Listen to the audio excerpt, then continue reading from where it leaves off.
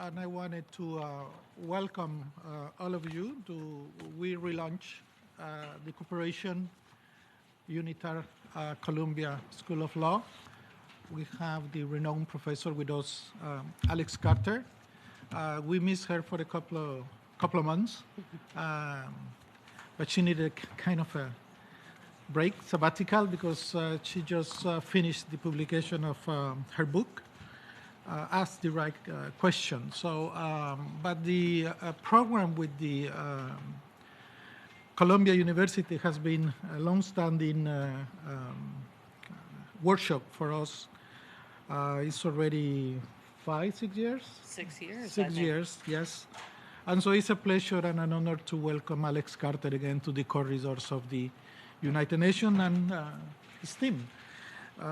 Have with us Natalie, Caitlin, Adrian, Tyler, Christina, and Alexandria. I hope I pronounced the names well.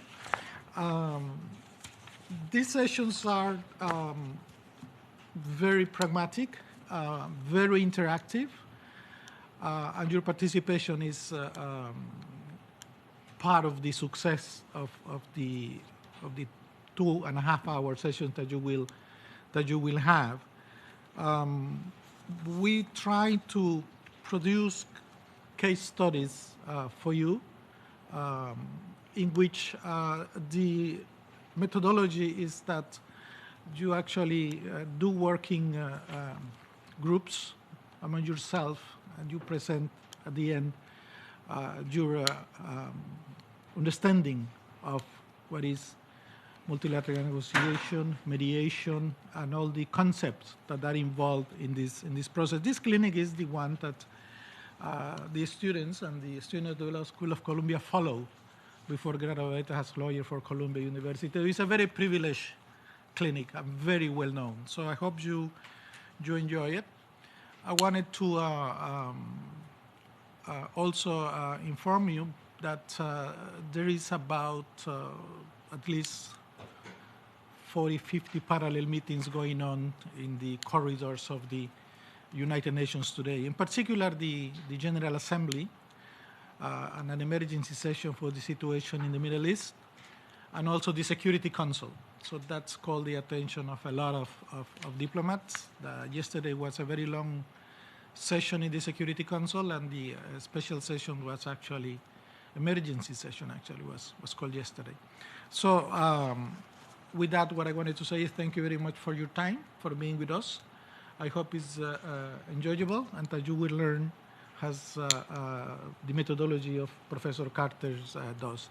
Alex, I yield to you and to your team for carry on, and thank you very much for the partnership with UNITAR. Yes.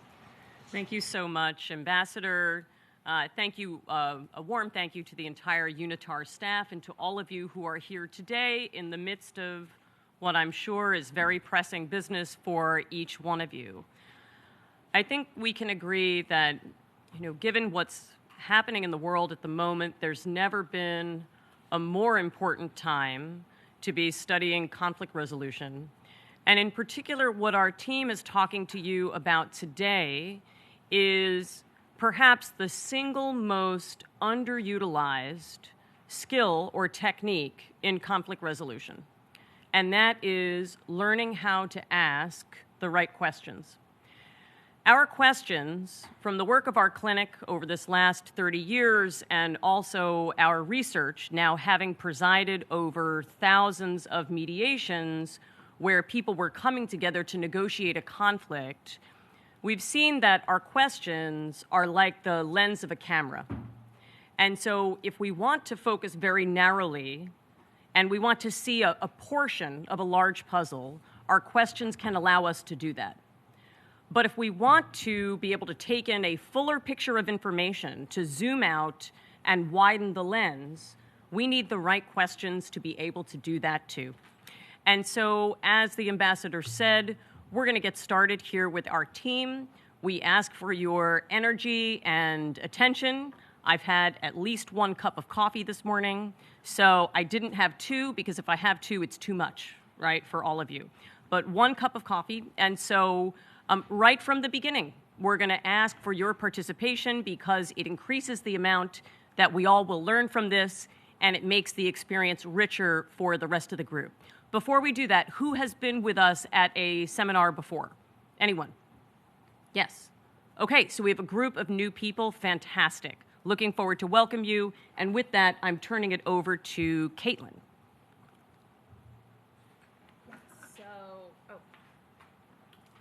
Thank you, Professor Carter, for our welcome and introductions. Here today, we also have Adrian Hernandez. Unfortunately, Nathaniel had a personal situation, so he's not able to be here with us today. But we also have Christina Barta and Tyler Henry here as well from the Mediation Clinic at Columbia. So we're starting off with a quick game for everybody. There's an American party game called 20 Questions. I don't know if anyone has ever played it in this room before, but in groups of two, so just turn to your partner next to you.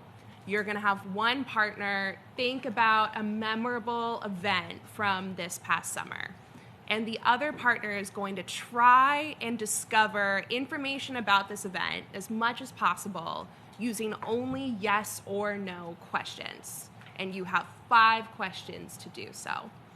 So everyone turn to the person next to you, introduce yourselves if you don't know each other already.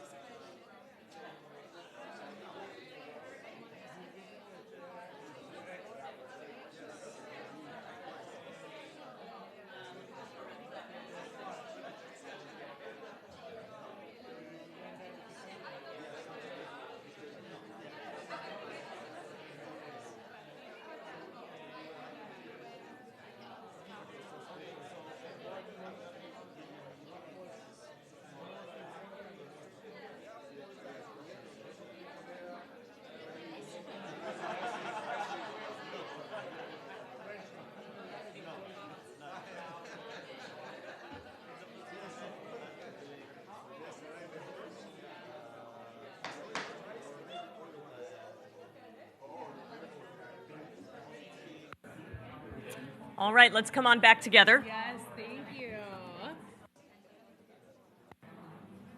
All right, well, we saw a lot of very collegial conversation going on.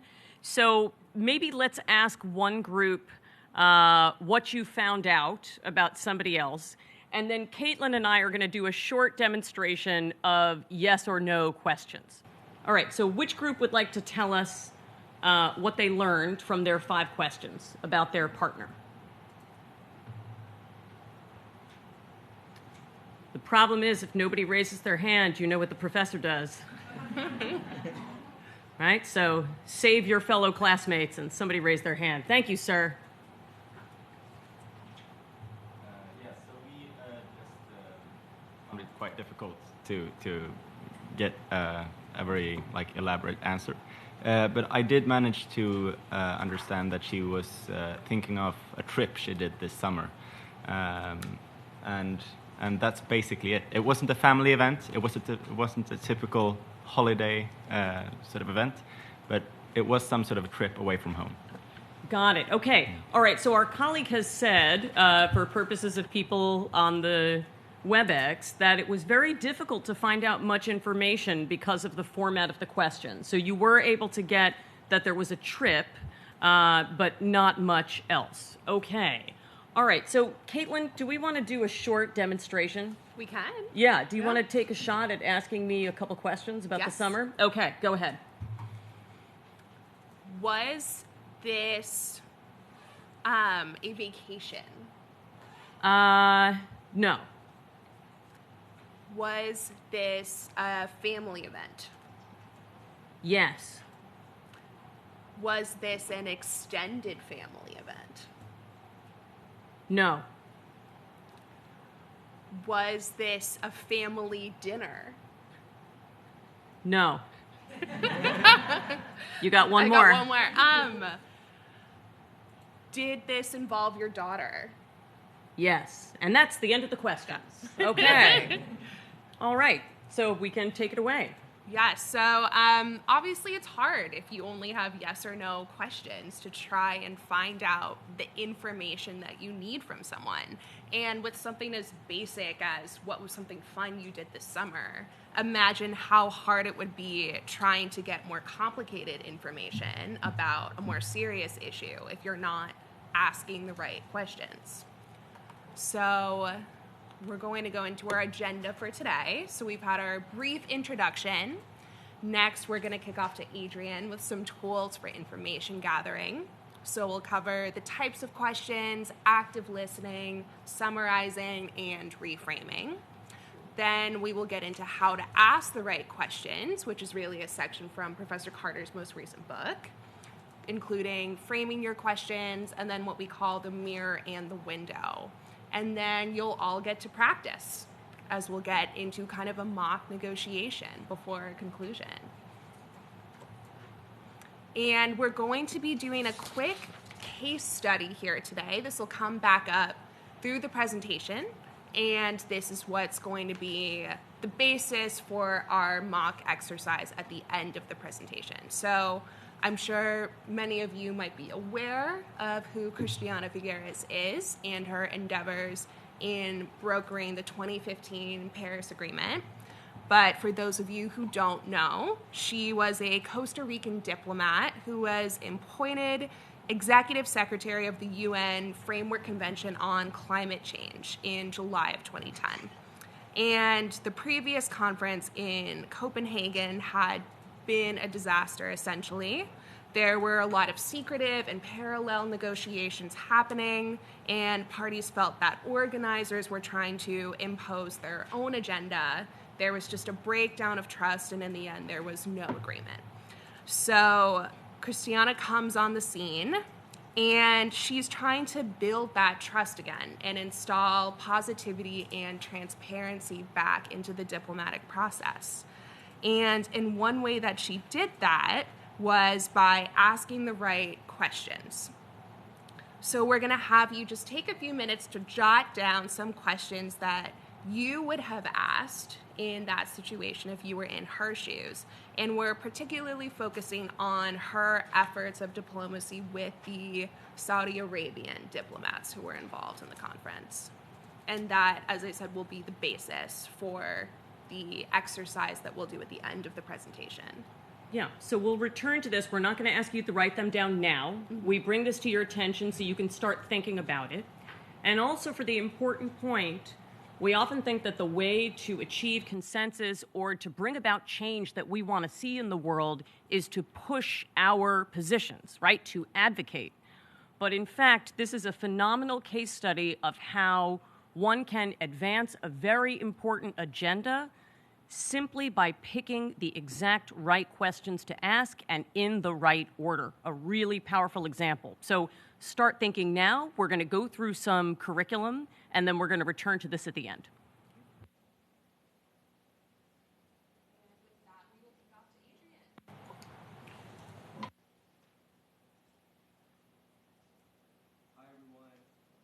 So we're going to start off with information gathering tools. So we'll split this up into 4 different tools.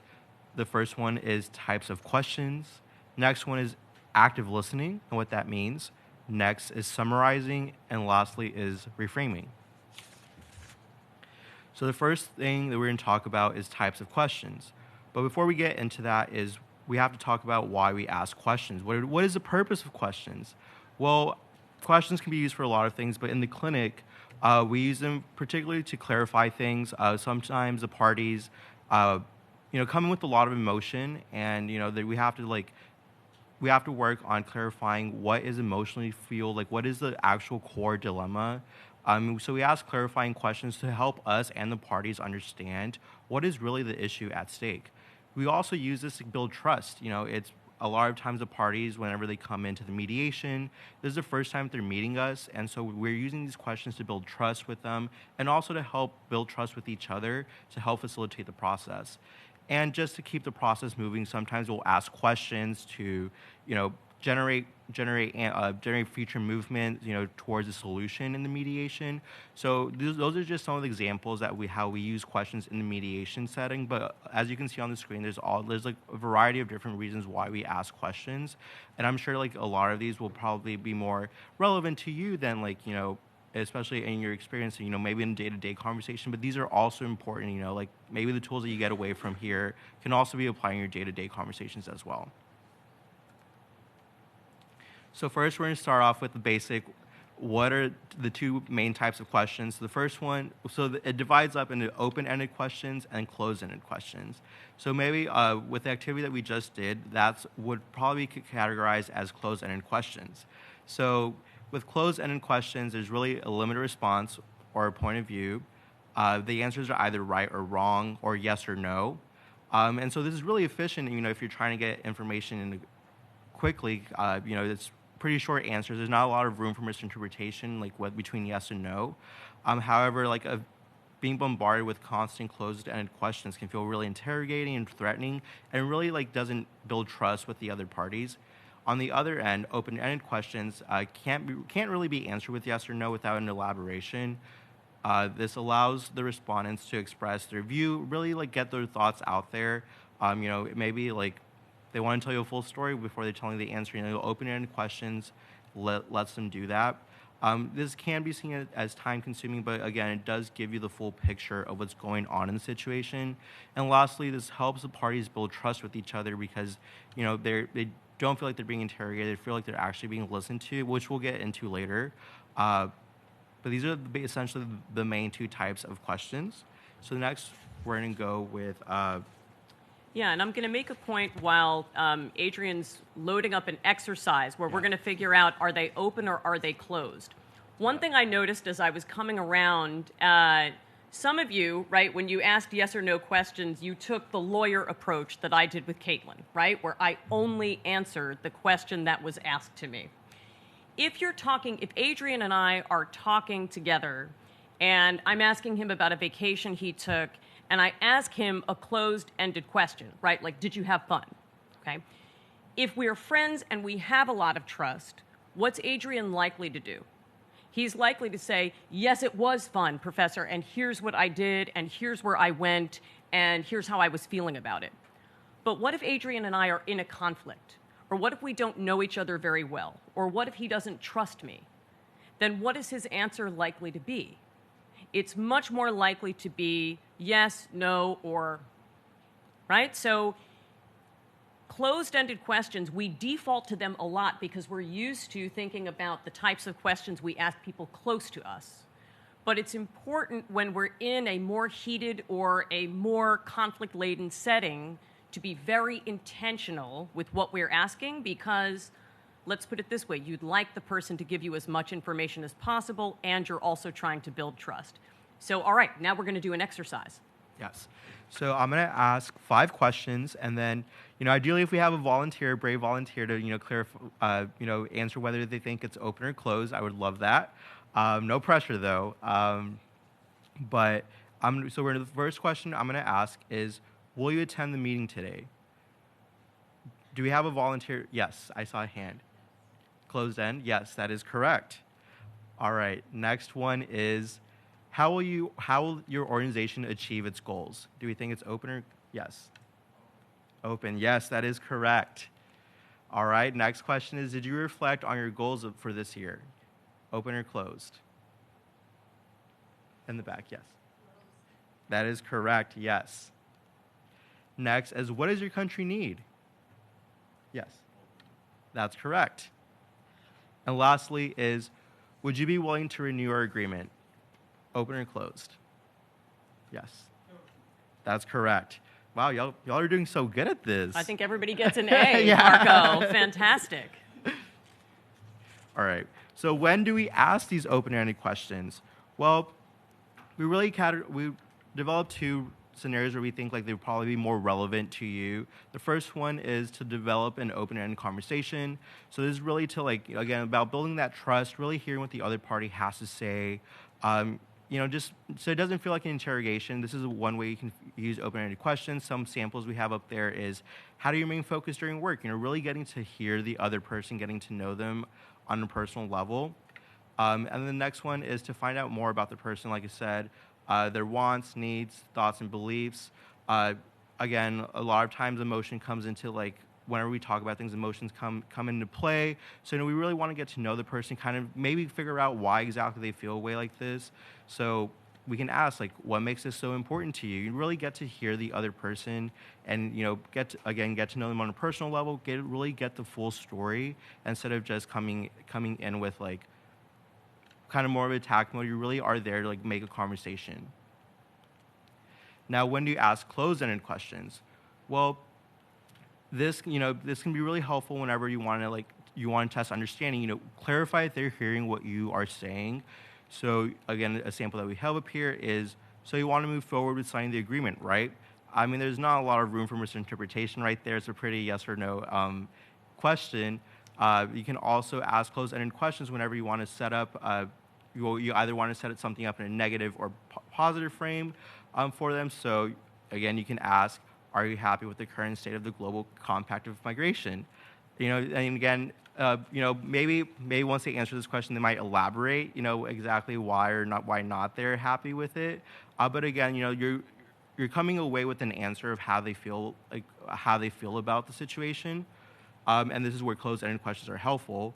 And lastly, it's moving to action. Again, it's, whenever we're trying to generate movement, we can ask questions that, especially if, we're trying to be a little bit more efficient, you can ask, if I deliver this tomorrow, will you sign it now? Again, there's not a lot of room for misinterpretation. We can elaborate on the answers if needed, but when you step away, you know what the answer will be and how they feel. I'm just wondering, how many people in here have purchased a car in the United States? Anybody ever purchase a car? Yes. Okay. Can you imagine, right, you go in, what is one of the first things the salesperson might say to you, right? Are you looking for a car today? Absolutely. Thank you for that. And why would they ask that question up front? Yes, because if you've established up front that you want to buy a car, they have already then progressed in negotiating with you on the terms. And later, if you're saying, well, I'm just not really sure, I want a comparison shop, right? Then they're going to say, well, I just want to remind you, Alex, you did say you'd love to drive away in that new Toyota Camry today, right? So it's not to say that closed questions have no utility. And I'm bringing this up in particular because we're a big fan of open questions, but pay attention to when you use closed questions also, because this will be relevant for your case study at the very end of our time.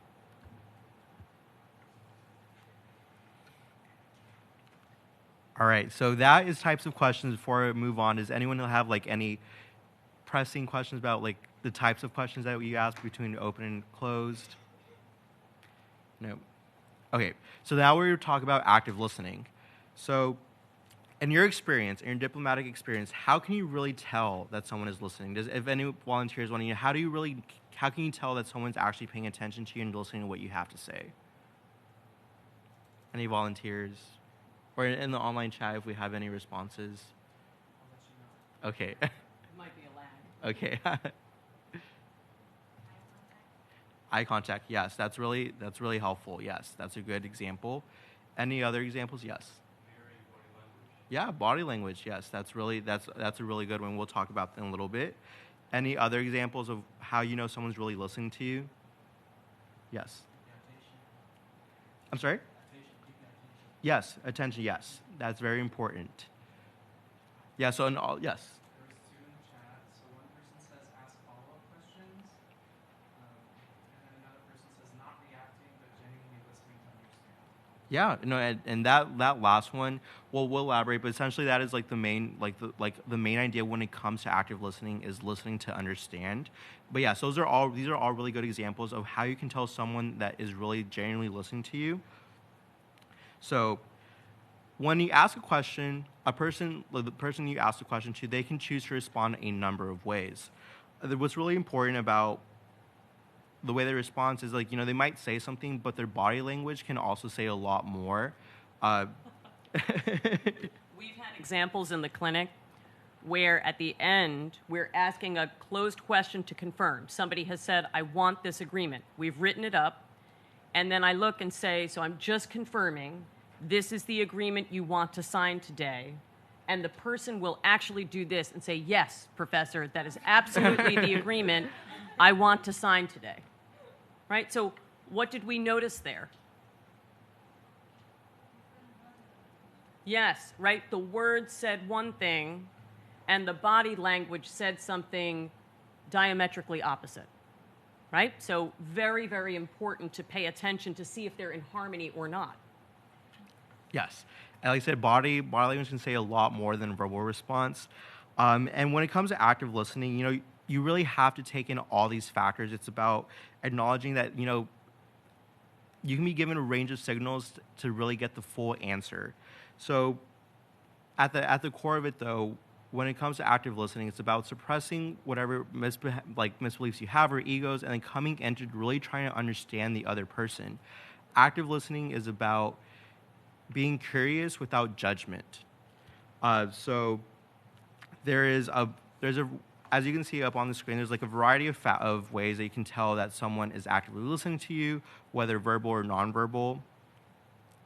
What was I going to say? So once you've asked these questions, what do you do now? Well, the main thing that you want to take away is we really want to get to understand the person, really want to come in with a mind of empathy. With how to help this is you come in and you generally want to listen to the person. You don't want to have any judgment what they're saying. You don't want to come up with an answer while they're talking. You want to sit there. You want to listen to what they're saying. Really take it all in. Even if you have to take a moment to sit there and process it, so that is active listening. You're giving them your 100%. You're not thinking about what your response is going to be. This is not a debate of back and forth. You really are there to build a relationship with them, listen to what they have to say, and then you can choose to respond. Does anyone have any questions about active listening? And we're going to demonstrate some components of that pretty shortly, so you'll get to see what it looks like in action. There was a question online about active listening. how the cultural diversity plays a role in active listening, since one thing can have different meanings across different cultures? Yes. That's a fantastic question, and there are definitely a couple things on this list at least that would be culturally dependent. Can anybody look at the list up there, right, for nonverbal and verbal, and tell us one thing that you see that might have different meaning according to people's culture? Yes. Eye contact, absolutely. Okay. So in certain cultures, eye contact means respect and attention, right? So if I'm speaking to the ambassador and I'm looking at him, I want him to know I respect you, I hear you, I'm being attentive. But in other cultures, what might eye contact mean? Yes. Disrespect, yes. For many years, I co-taught with a professor who's a member of the Cherokee Nation here in the United States, right? A First Nation native tribe. And he said that if he were to look an elder in the face and use eye contact, that would be seen as aggressive and disrespectful. So absolutely, that's culturally dependent. Anything else that might be dependent, that might be different based on culture about active listening? Yes. Yes. Oh, okay. So when I was in India with our students, okay, and we gave a seminar before the Delhi High Court on mediation, okay, the Chief Justice pulled me to the side and said, Professor, this was really excellent. I'd like to hear what you would do if we invited you back next year. So I start telling her, and she looks at me, and to me, it looks like she's doing this the whole time I'm speaking.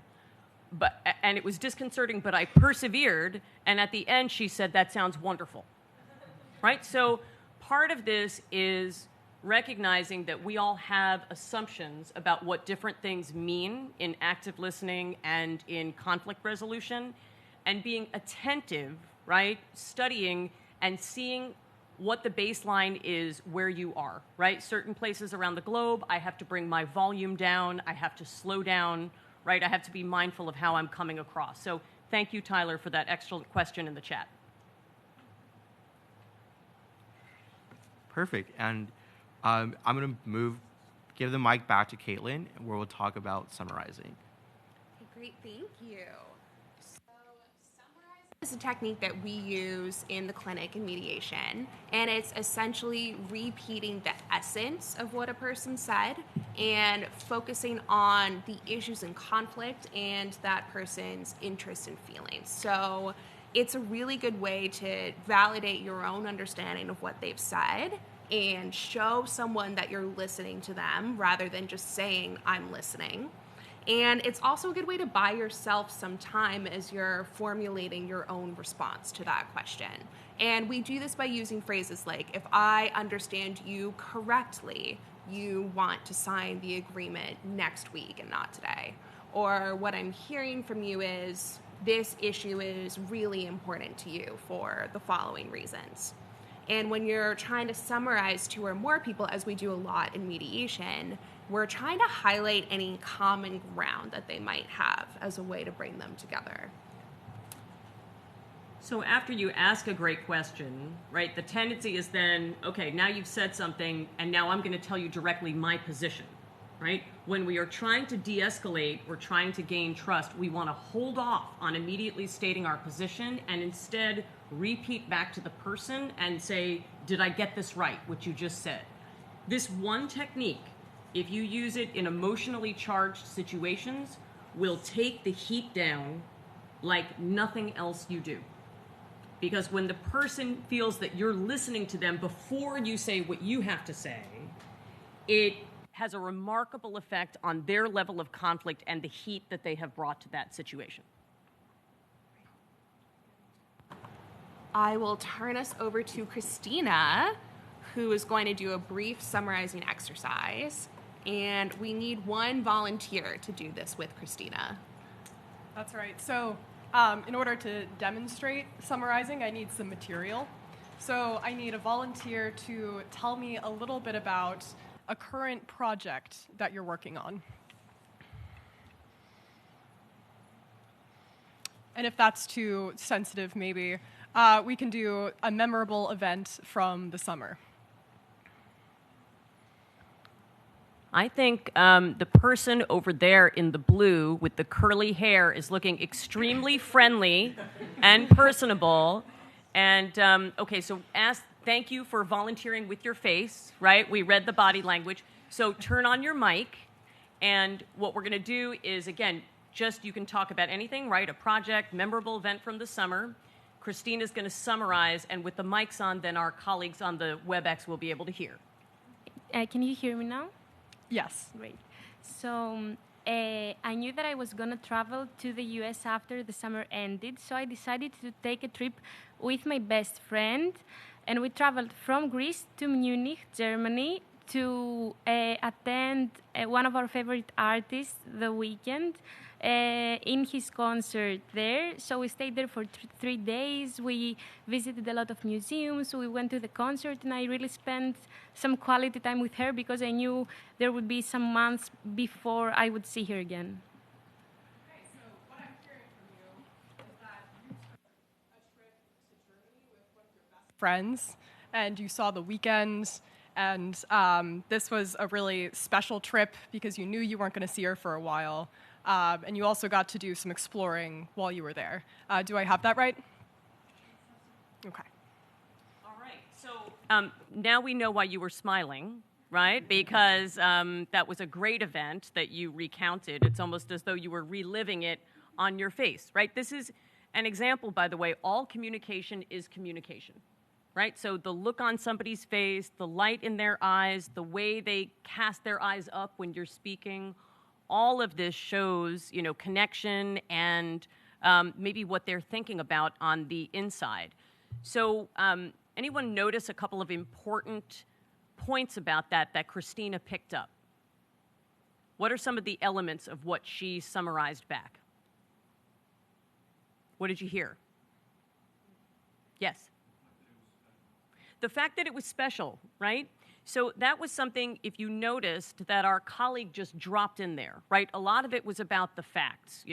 We went from here to here, we saw this person, here's the amount of time we spent, here are some of the activities, and oh, by the way, this was really special to me because, right? It would be so easy to miss that, and yet that Christina picked up and ended with was likely the most important part of the trip. Right, was that memory and that time spent with somebody. It's that easy to miss something that might be critical, right? And so what Caitlin was describing and Adrian is that when you are listening in this way, we call it active for a reason because you are laser focused on the words somebody is saying, and you're hearing not just the facts, but the feelings, what they need, what's important to them. And picking up on one little thing like that, this trip was important to me because, could be the difference between building trust and missing the thing that offers you the possibility of making a connection. Excellent.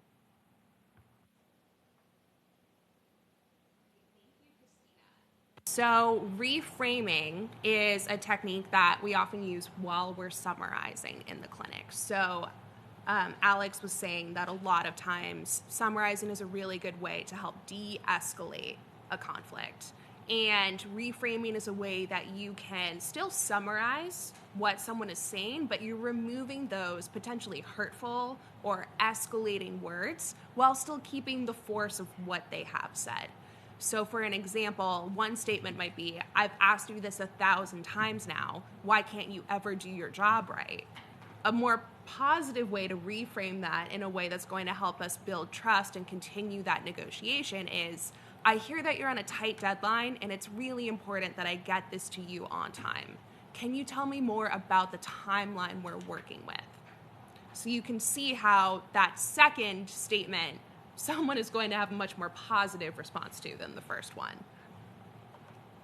So we're going to practice this a little bit. Our first example is, we've tried to work with the local community, but we can't.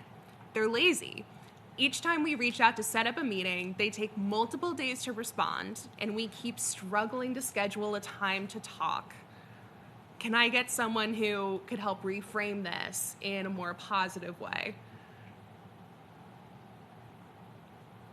You know what we could start with, Caitlin? What word do you want to drop? What word are you not going to summarize from this statement?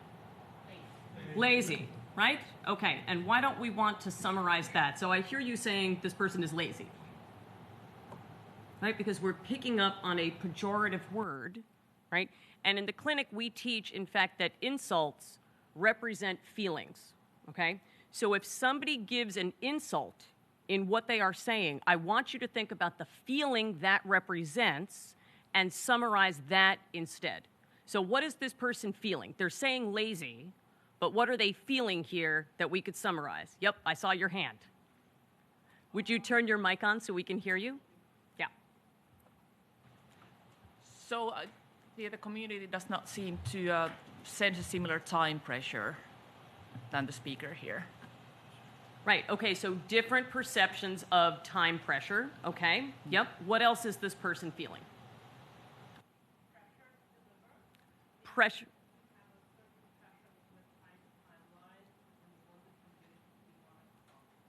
Yeah, so this person maybe is feeling like this is important to me and my credibility is on the line, right? And so that's making them come out. Yeah.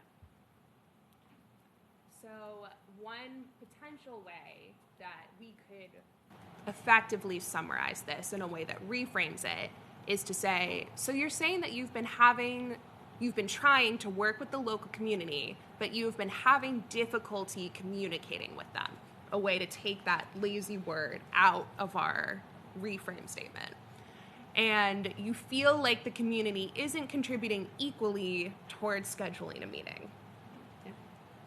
I just want to say that Caitlin drafted this, and this is a picture-perfect reframe, right? It talks about different understandings. One practice pointer I want to give them, a quick way to anger someone I found across many, many negotiations is to say, you misunderstood. There was a miscommunication or there was a misunderstanding.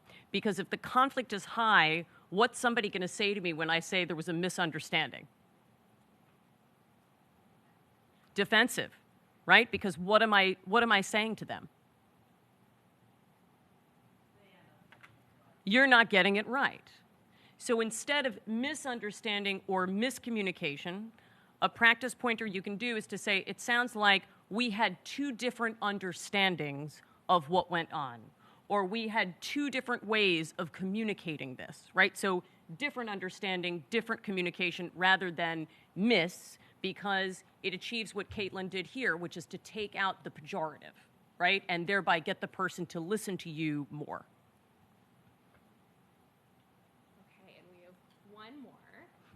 Nathan drafted this one. He's a nightmare. Although he's my subordinate, he takes decisions without consulting me and communicates directly with the minister. What am I supposed to do?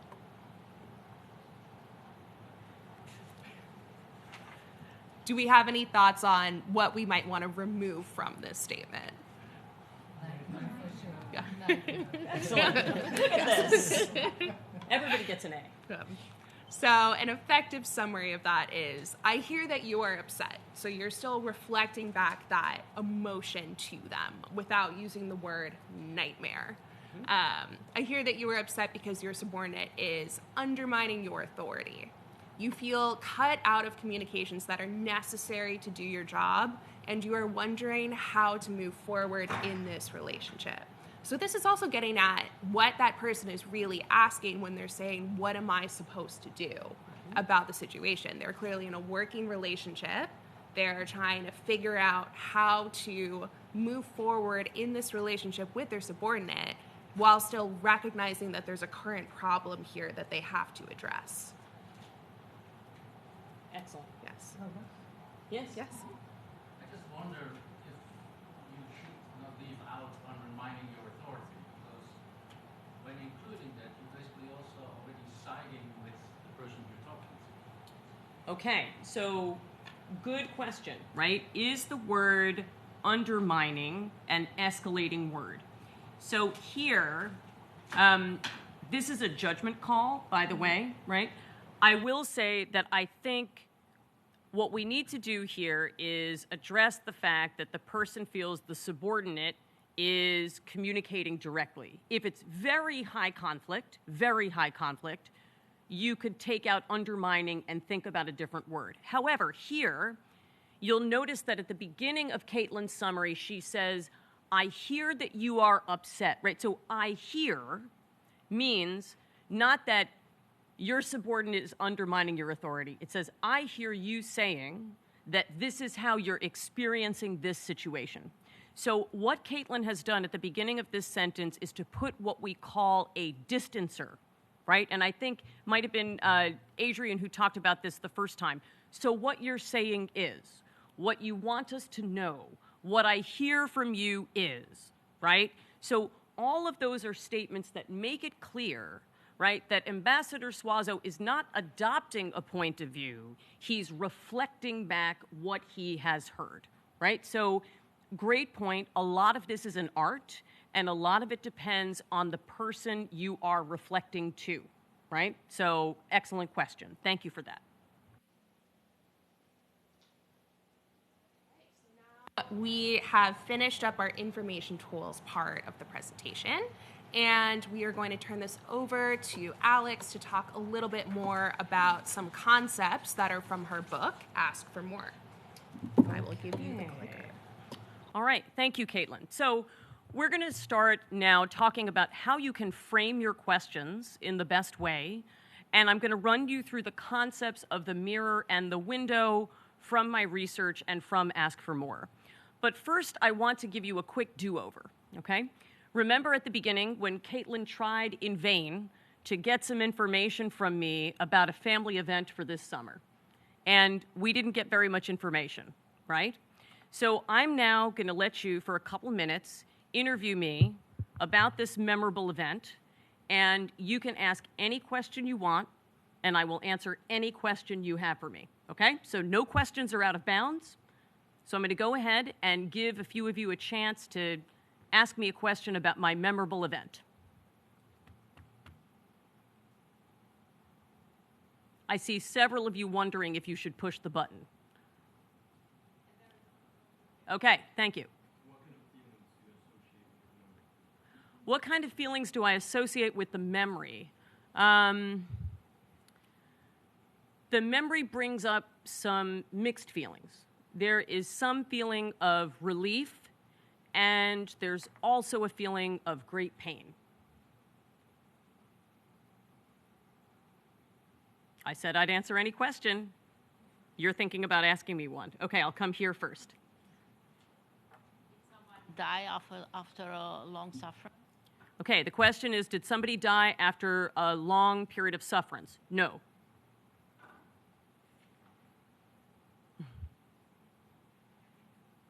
Yes, in the back. Why did you feel the way you felt? What caused those emotions to not be expressed? Okay, so the initial question was, why did you feel that way? And then the second question was, what caused it? I love that you amended that question. And I'm going to tell you why at the end, because I almost never, when I'm in conflict, ask somebody a question starting with why. And we're going to talk about that. And you sensed that and you changed it. So what caused those emotions? Well, what caused the emotions was I was watching my daughter go through something that we knew was happening for a long time. And while it was a relief, the experience itself was quite painful. And it was painful for me because it was painful for her. Yes? Is it painful for me to talk about it? Only a little. And I said that I gave you permission, so it's okay. Anyone else? Let's take one or two more. Remember, I gave you permission, so it's okay. Yes, in the back.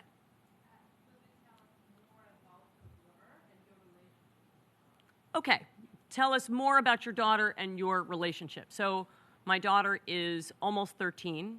She is my only child, my sun, moon, and stars. We are extremely close. And she was also born with a birth defect. She was born with one femur that was fractured for no apparent reason, and because of that, she grew a right leg that was 2 inches shorter than the left, and she needed to have a cutting-edge surgery to lengthen her leg so that she could learn to walk. And so that's a little bit more about my daughter. Yes, Tyler, we'll take this one as the last one. Okay, there was two online. Okay, so can so I tell ask? me- yeah, I don't you want can to ask have to me the pick between questions, them. okay. Perfect. So the first one is, which part of this memorable experience is memorable for you? Which part of this experience is memorable for me? I remember my daughter looking at me and saying she was very scared, and then the nurse came into the room and said, "It's time for you to go to the operating room," and she stood up and looked at me and said, "I'm going to be okay." And I could see in that moment that she was really scared, but she was trying to protect me from feeling upset. Next question, that was, what did you do to overcome the pain for both of you? What did I do to overcome the pain for both of us? Well, as her pain got less, so did mine. And my main thing was taking walks. You know, I was caring for her, and periodically my husband or somebody would come sit, and I would go take a walk in the sunshine, and that I did to refocus myself and reset my mood, okay? Can we see now the massive difference, right, between what Caitlin was able to get based on her questions and what you guys were able to get? And did you notice some of the questions and the types of answers that you got, right? So some of them were a little more closed, and I played a lawyer. You know, if we were on the phone together, I would have given you a nice long answer. But we're in class, right, and I'm playing a lawyer, and so I answered only the question that was asked. The question that got the most information, tell me more about your daughter, right? So the best questions to ask start with what, how, and tell me. What, how, and tell me. And tell me is the broadest possible question you can ask on any situation. When people come in to have their conflicts resolved, we say, tell us what's brought you here, right? Not how much money are you suing for, not what's your legal claim, but tell us what's brought you here, right? And that is a nice broad way for the person to describe to us anything they would like about the problem as they see it, right? So let's go back to our colleague in the back. She asked why, initially, why did you, and then changed it, right? Why don't I like to ask why? What happens when you ask somebody why? Why did you do that? Why don't you like that proposal? Judgmental. Is that what you guys were going to say? Get defensive? People may not know their own motives. What an intelligent observation. Yes, so in the first instance, it does often make people defensive. If you ask why, you get a because, right? It doesn't give you information, and sometimes the person may not know. So instead of why is that important, I would always ask something, a subtle tweak. What makes that important for you, right? Or tell me about that decision, right? Opens it up a little bit more. Okay, excellent work in here today. So let's give a couple of examples of framing your questions, right? So it's often the case that when we make a statement or we ask a question, we have assumptions baked in there, okay? So my underlying assumption in this example is I'm thinking about John. I hope there's no John in the room today. If so, I'm sorry. John didn't finish an important research project before a big meeting and made the team look bad, okay? So that's my assumption. And by the way, if anybody here has studied mediation, I have bad news for you. I've been a conflict resolver now for 20 years, and unfortunately, I'm here to tell you that I'm a human being still, and human beings are liable to make judgments and assumptions, right? I still have not eradicated that from my brain. But what I can do is I can recognize my assumption, and I can correct for it in what I'm saying. So the assumption is John doesn't care about the work or the team. He's selfish. So instead of asking John, did you just ignore the fact that this was due today? Open or closed? Closed, right? And quite accusatory. Tell me what happened with the research project.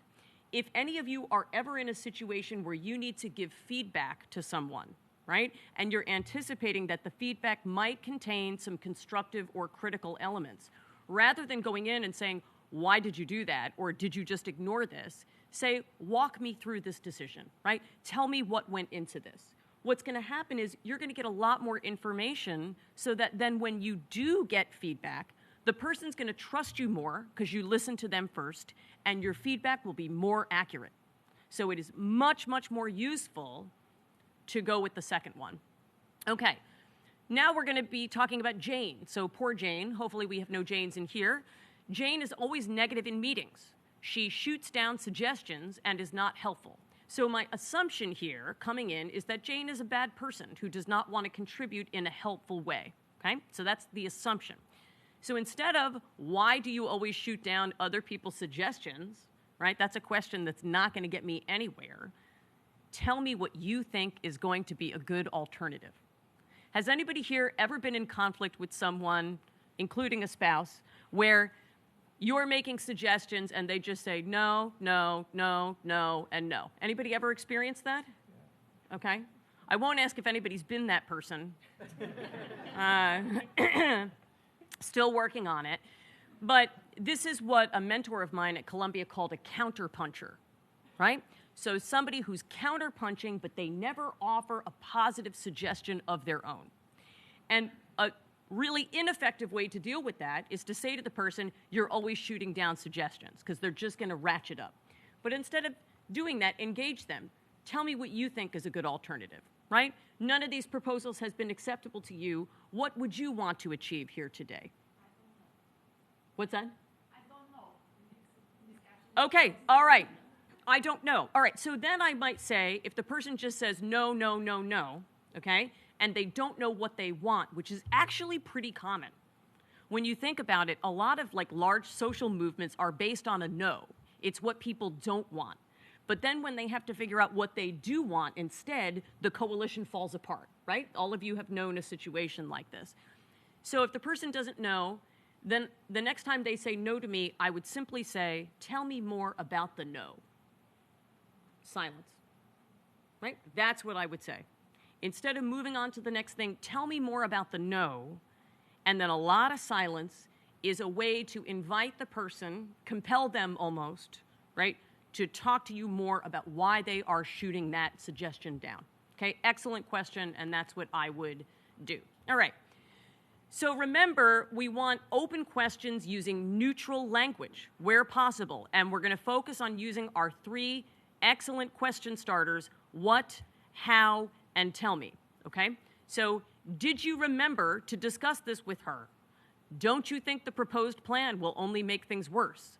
Why didn't you approach it this way instead, right? All 3 questions that are designed pretty much to provoke somebody into defending themselves to you, right? And instead, tell me about your conversation with her, right? So instead of did you discuss it, which is going to give you defensiveness and maybe a yes, tell me more about it. What are your thoughts on the proposed plan? How do you think we can improve our approach next time? Okay, and the last thing I'm going to say about this is how can be a great question starter, but there's one how question that is not open.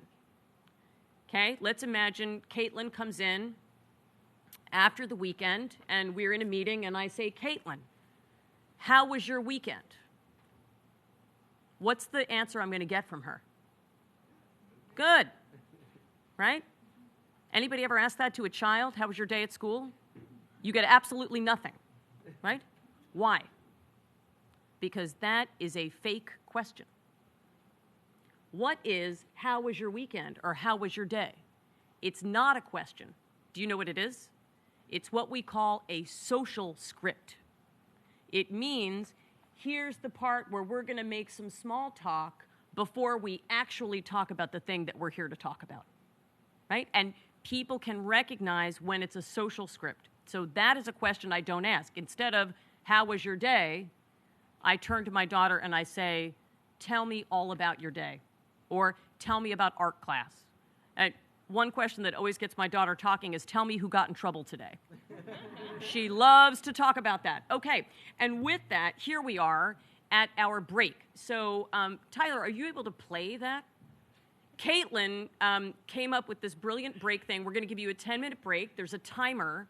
And if somebody can push play on the YouTube, it's going to play very soothing music, right?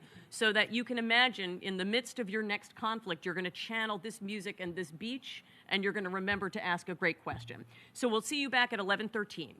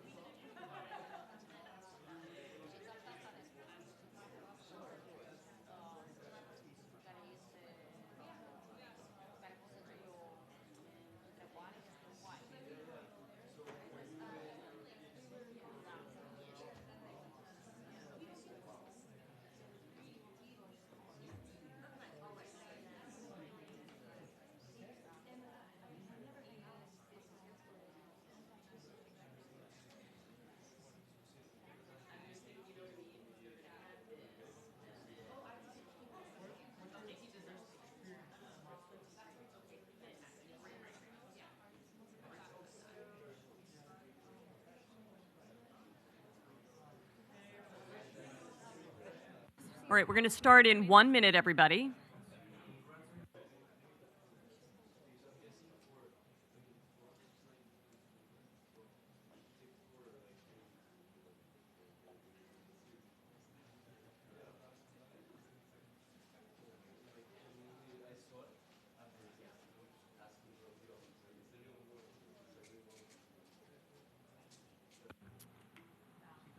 All right, should I get started?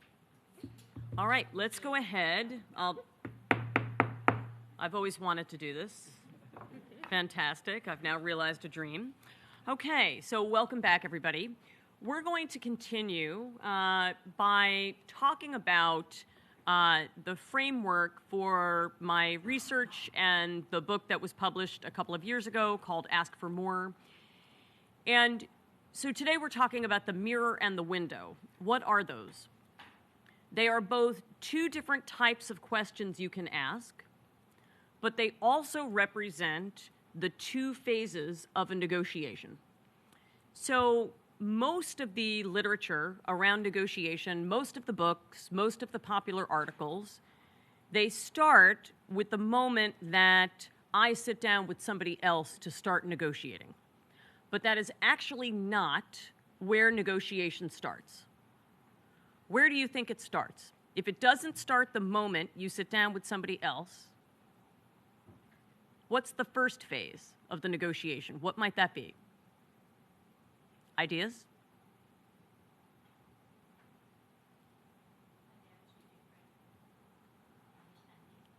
Okay. All right, so you're saying two different understandings or approach. Okay. So, what do you think the mirror means? What does that imply? Thoughts? Go ahead. Yeah, so like asking yourself the questions, understanding your own position before you sit down with someone else. That's exactly right. So what our colleague said is that the mirror is where you are asking yourself questions first. Okay. And what makes it important for you to start a negotiation with yourself and ask yourself questions? Why might that be critically important? Yes. Well, you need to know what's your own motivation to go into the negotiation in the first place and what would be sort of the red lines for you going in. Yes, right? So what are your motivations? What's your position? What is your, I think you said your red line, right? So where is it that you're going to draw the line for yourself at the end of the day between, yes, I'm going to go forward and negotiate, or no, I'm going to pursue another option, right? And what we have found in the clinic is that even extremely educated, bright, experienced people often don't stop to ask themselves mirror questions before they get in to negotiate with somebody else. And we've discovered there that they haven't negotiated with themselves first. And that internal negotiation is critical.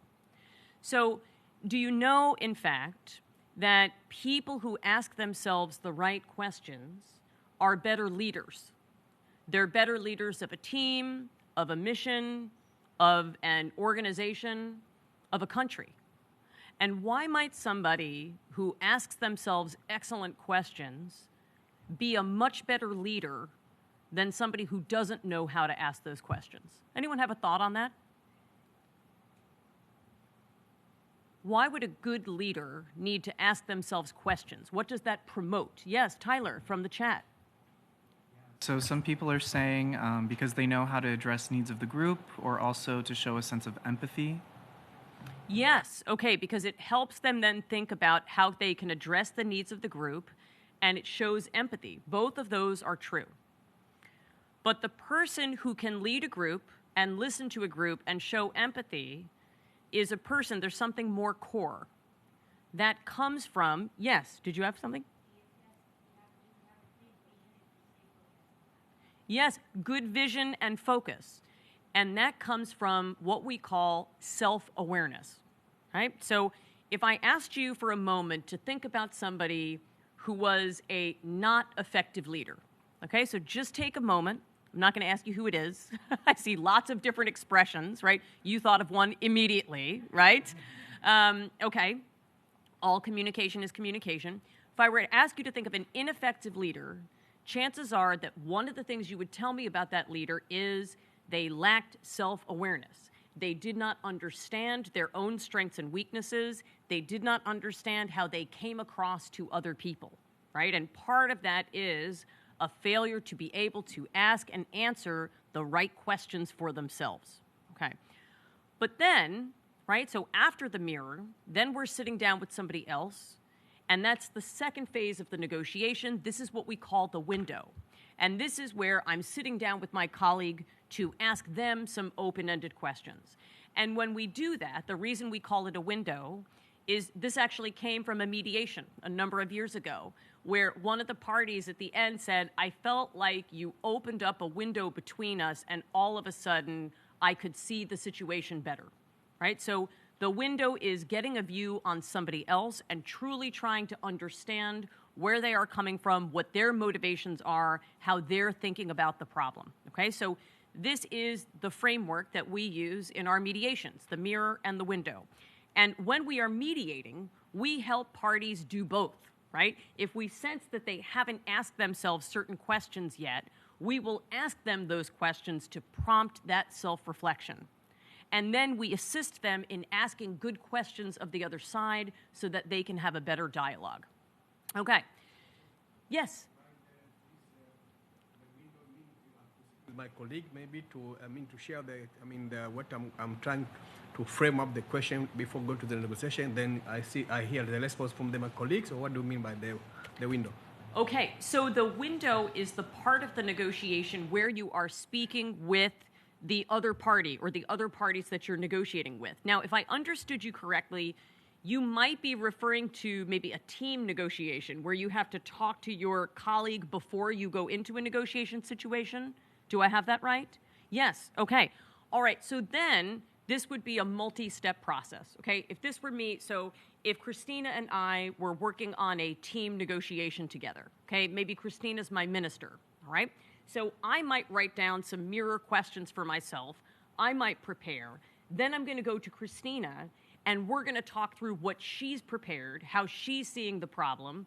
We're going to get on the same page, and then we will go in together to team negotiate and open up truly the window phase of that conversation, right? So if you've got a multi-party negotiation or a team negotiation, there might be an extra step where you confer with the other members of your delegation. That would be appropriate. Okay. So when we are asking our questions to ourselves, we're cultivating self-awareness and leadership. And do you know that there was a large study done about questions in negotiation here in the US? So hundreds of people were set up to negotiate. This was a dispute that involved money, but it also involved relationships, okay? Only 7% of people achieved the best deal at the table.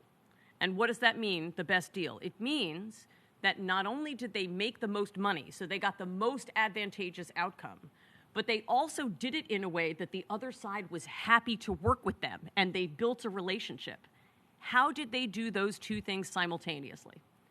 Those 7 people came into the room, and before they stated a position, before they gave a number, they asked the right questions. First, they asked not closed questions, but questions that the researcher called diagnostic questions, open questions that got to what does that person need? What are they concerned about? How are they seeing the problem to be solved? And it was in the process of front-loading those questions, doing that first before they pushed their points of view, that they were able to achieve the optimal outcome. All right, so we're going to talk today a little bit about some of the questions from the book. We're going to teach you some mirror questions that you can use for yourselves, and then we're going to teach you some window questions that are excellent for any situation you are facing with somebody else, okay? All right, yes, Tyler. So this may be answered in the next section, but I thought it was a good question. How do we resolve differences between people who are in the same team of negotiation? Excellent. Okay, I love that. So this is our colleague situation, except maybe you're not on the same team, okay? If you have conflicts within your delegation, you have a lot of experience with this. It is critically important to then do a mini window session, right? That is a negotiation before the negotiation. It's really important. And I've actually seen that even in legal disputes here in the US, where you have a lawyer and a client, and you would think that they had met beforehand, right, to talk about things, and all of a sudden the client says, I want this, and the lawyer says, no, you don't, right? So that is a sign that they needed to have a window session beforehand, right? They needed to negotiate between them. If Christina and I are not in conflict, we could each share our mirror answers. Here's how I see the situation. Here's how I see the situation. Okay, we are aligned. Now, what questions do we want to ask of the other people in the room? That's easy. If we have differences of opinion, then I'm going to need to ask her some additional questions so that we can basically mediate between the two of us, right? And figure out how we're going to harmonize our understandings before we go in to talk to somebody else. So, excellent question. Okay, so the mirror, once again, this is where you are negotiating with yourself, okay? Negotiation does not start when you sit down with somebody else. It starts in the mirror with you. We are not actually going to look in a mirror today, I promise you, okay? It's not that kind of workshop. We're looking in the metaphorical mirror to figure out where we stand, all right? Because your source of power in negotiation, right?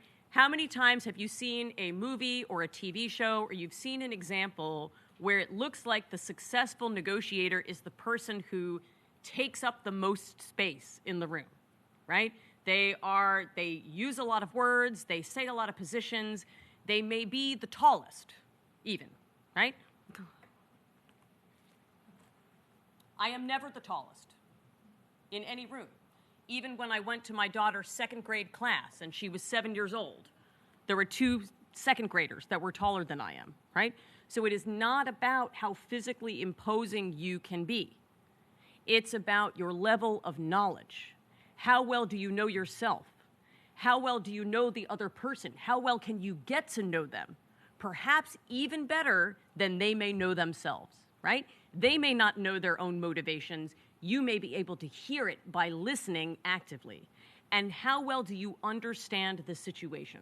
Knowledge is your source of power in negotiation. Okay, so we're going to give you a few examples of mirror questions.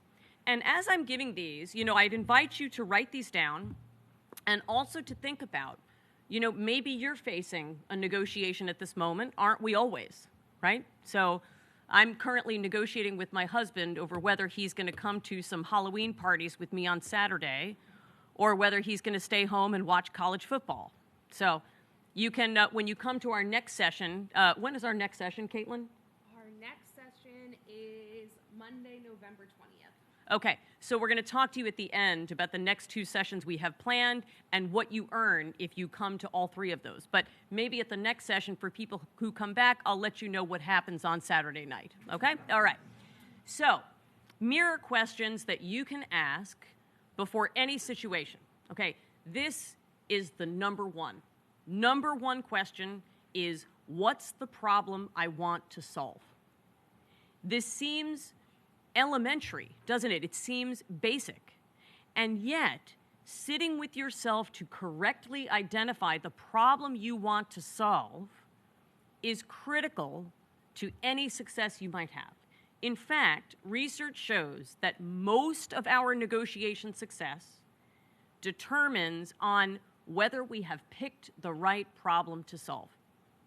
And sometimes there may be problems that are unsolvable, right? So, for example, I couldn't, before this summer, look at my daughter and magically fix her leg, right? That is not something that, even with a mother's love, that somebody is able to do, right?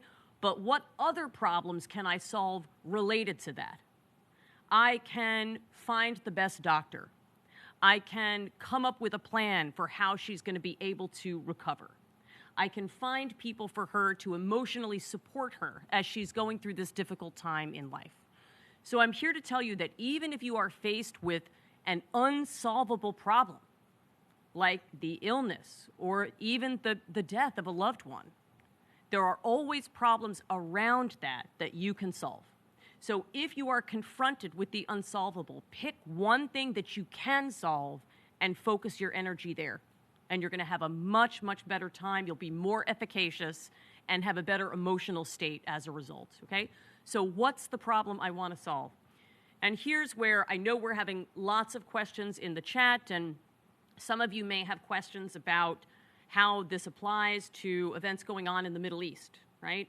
One of the things that you might notice as you're looking at press coverage or talking to people who are so traumatized, right, in their bodies, traumatized by what's happening, is that conflicts often boil down to 2 very different conceptions of the problem to be solved.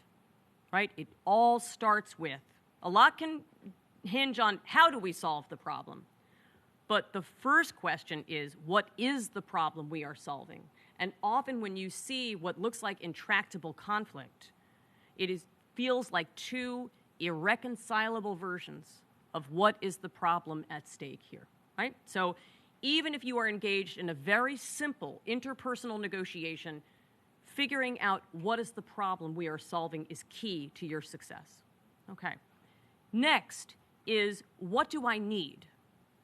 This is really, really important because our needs drive every negotiation we have. In fact, if you've ever been in a negotiation with someone and they're giving you a lot of emotion, right? It's very heated, you can see some anger, you can see great upset, okay? Needs drive our feelings. So you're seeing that feeling because there is a need of that person that they don't feel is being met, all right? And we want to go likewise into a negotiation with a full understanding of everything we need, right? So this is a little bit more granular than we need to get here, but I'll tell you that when we're working with parties in the clinic, and if you read Ask for More, when you ask yourself, what do I need? I like to have people break it down into two buckets, okay? The buckets are tangible and intangible, okay? So if you're going into a negotiation and tangible buckets, I'll give an example, a simple job negotiation, okay? If you're applying for a job, tangible needs are the things you can touch, see, or count, right? It might be the compensation. It might be the title. It might be the number of people who will report to you or the resources you will have. Those are tangible needs. But then there can be intangible needs that are quite important. And what are intangible needs? They are the values that make our lives fulfilling and worth living. When we ask people in conflict, what do you need? One of the most common answers we'll get, I need respect, right? Somebody else might say, I need freedom. Any other intangible needs that you can think of that people often raise? Respect, freedom, yes.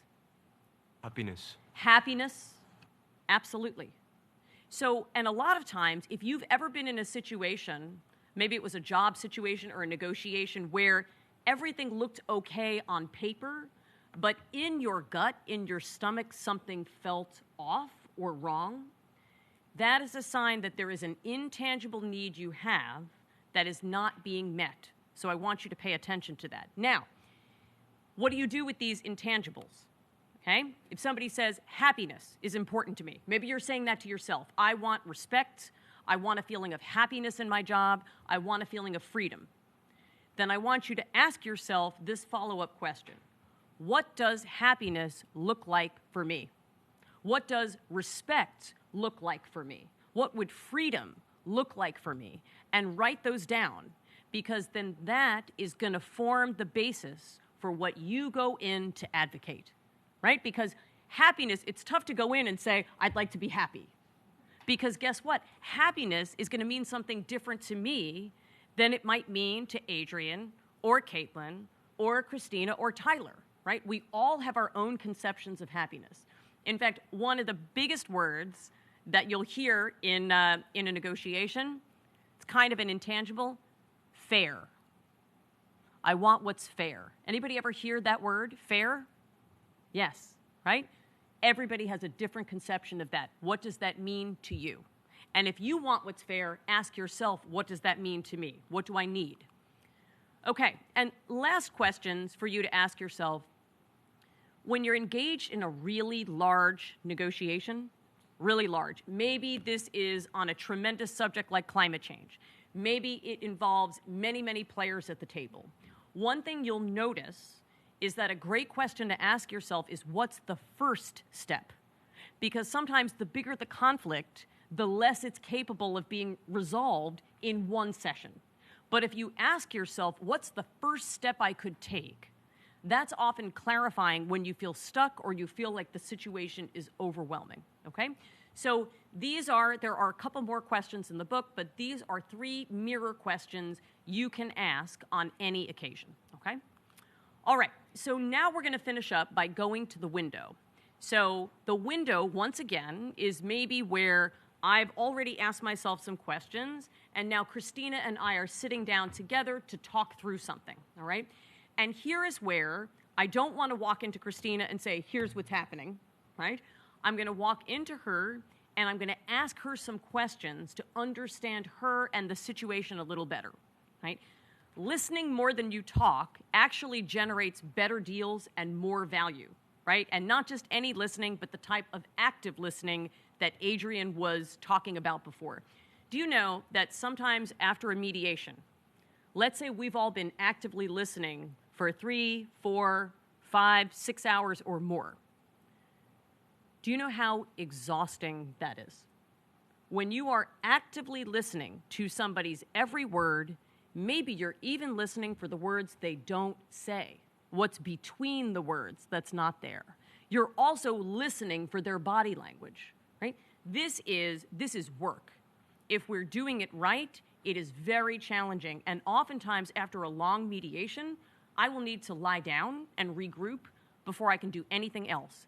It is that level of focus. Okay, so, but when we achieve that, not only do we get better deals, we have better relationships in the process. And I can't think of a place where relationships are more important to deals than right here at the United Nations, right? The relationship creates the deal.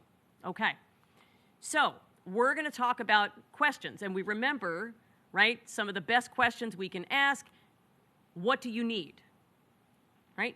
This is a wonderful question because sometimes people might, if they speak first, they might tell you everything they want, right? They might have a list of everything they want.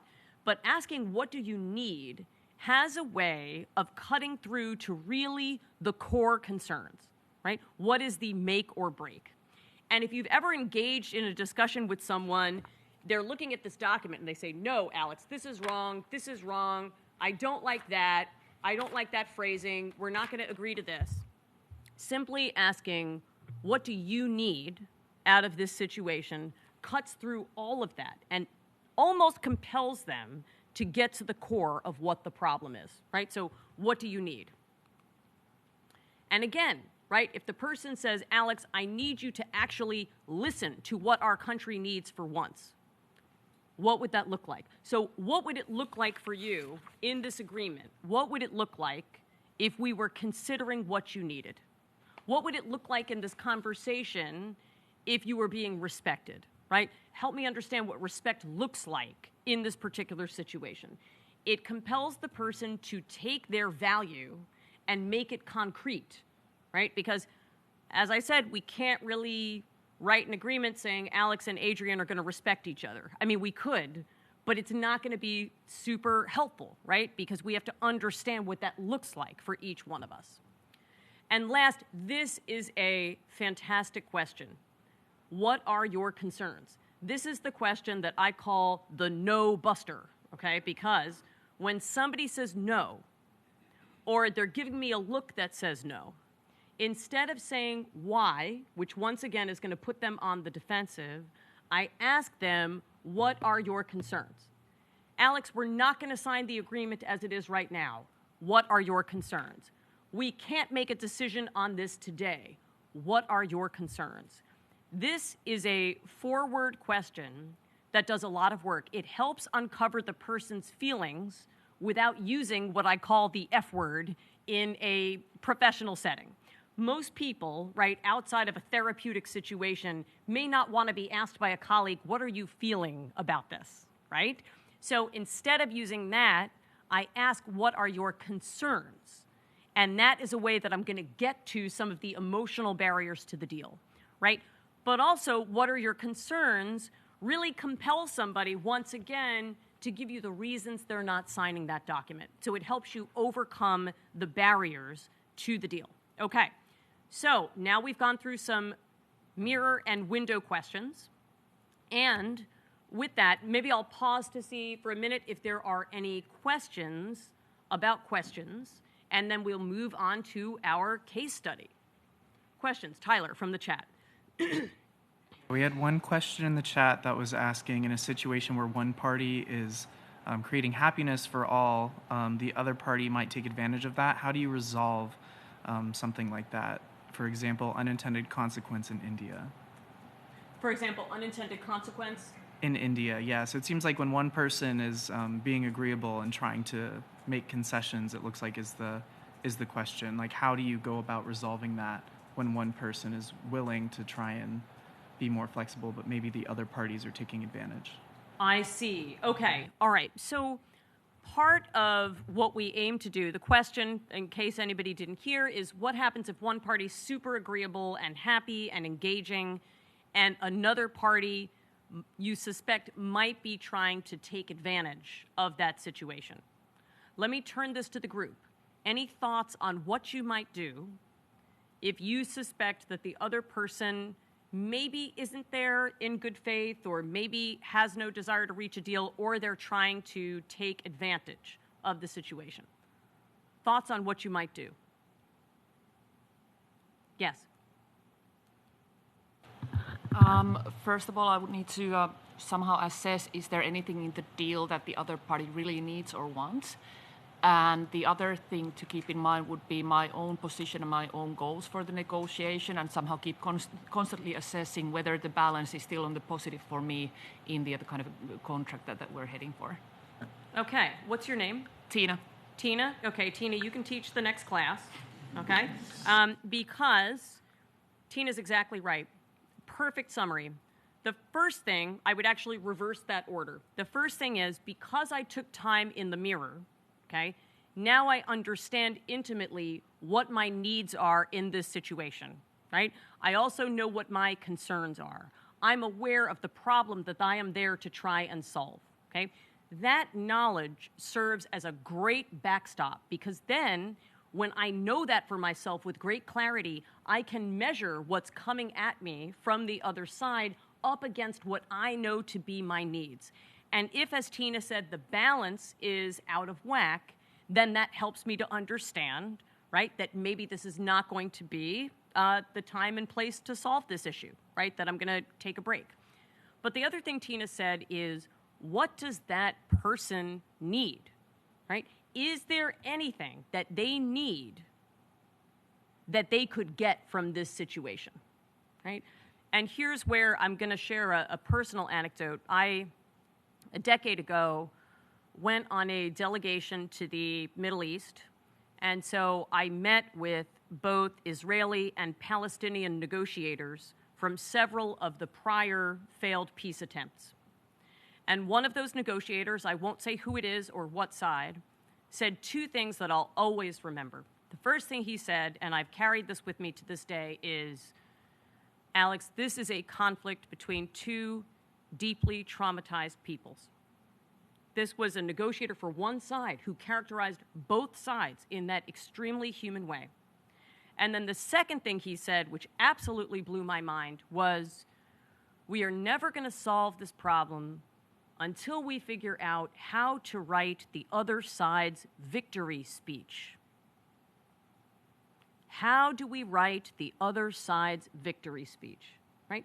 How do we get what we need for our people in such a way that the other side can also answer to their audience or their people in a way that there's going to be buy-in and it's going to be sustainable? And I think about that all the time, even when I'm in a very simple situation. What does this person need for their victory speech?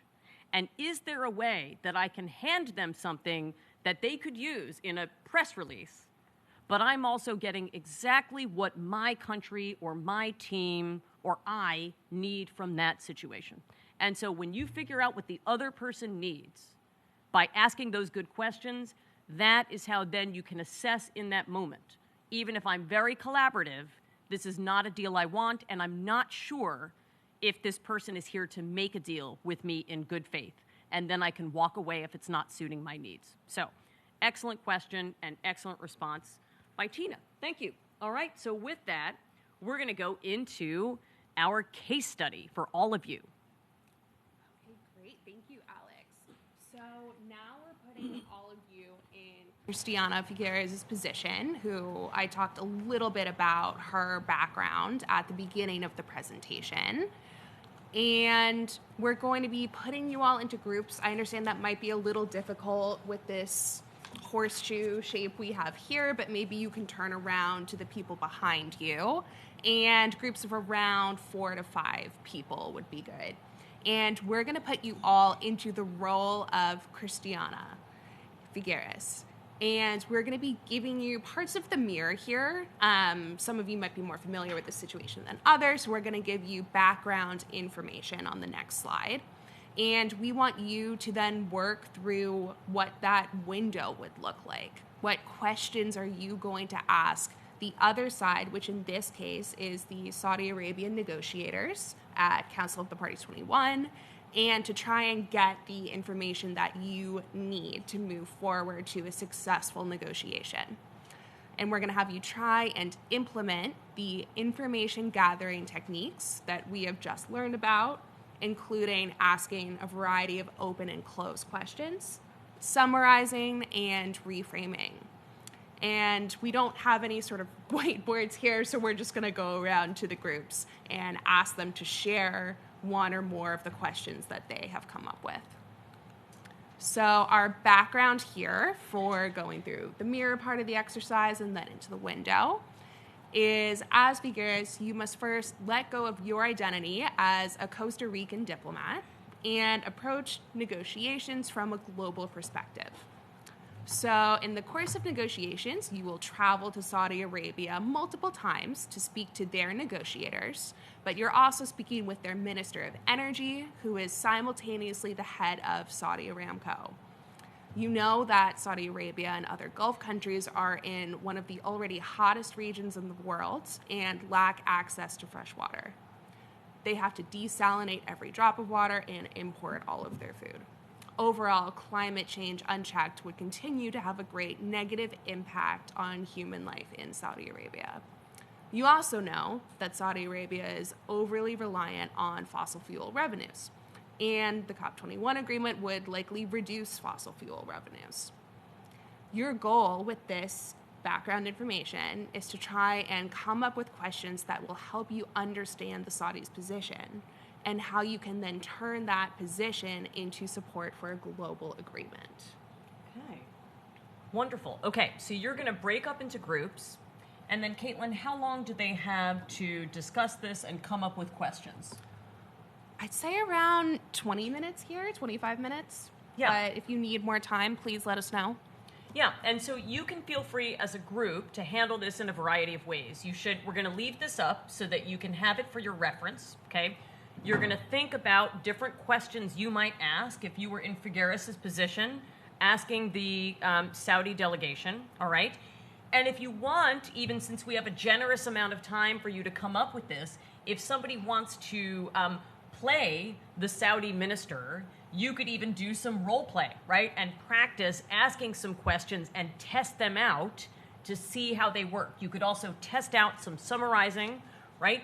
And what we're going to do is, again, you're going to elect a spokesperson from your group, and afterward, we're going to go around and we'd like to hear some of the questions and maybe even techniques that you come up with that you would use as Figueres in this situation, okay? Questions before we get started.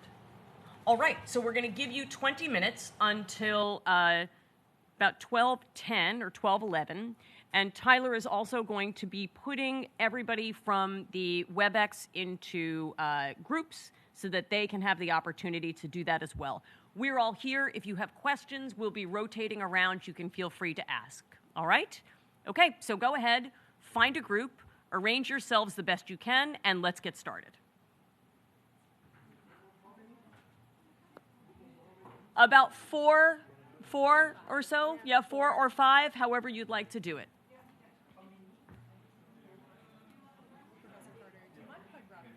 Not at all, love. Please go ahead. Go for it. Absolutely. Okay, we might end a little early, but that's okay. Yeah. And then we'll have plenty of time for the debrief. Yeah, that's what I was going to say. Yeah. People love to be heard during the debrief, right? And so if we have Debrief, and then we also have one, what actually happened. yep, 1, 2, 3, 4.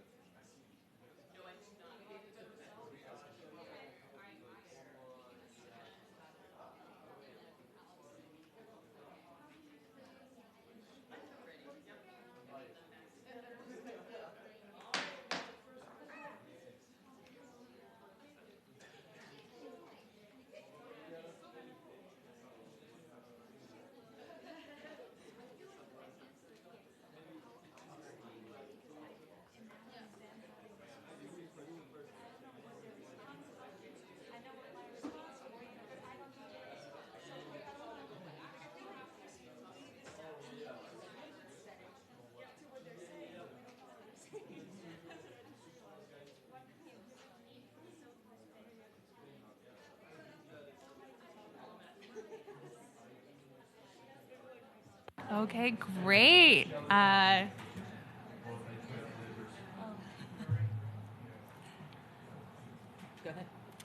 Okay, how was that, everyone?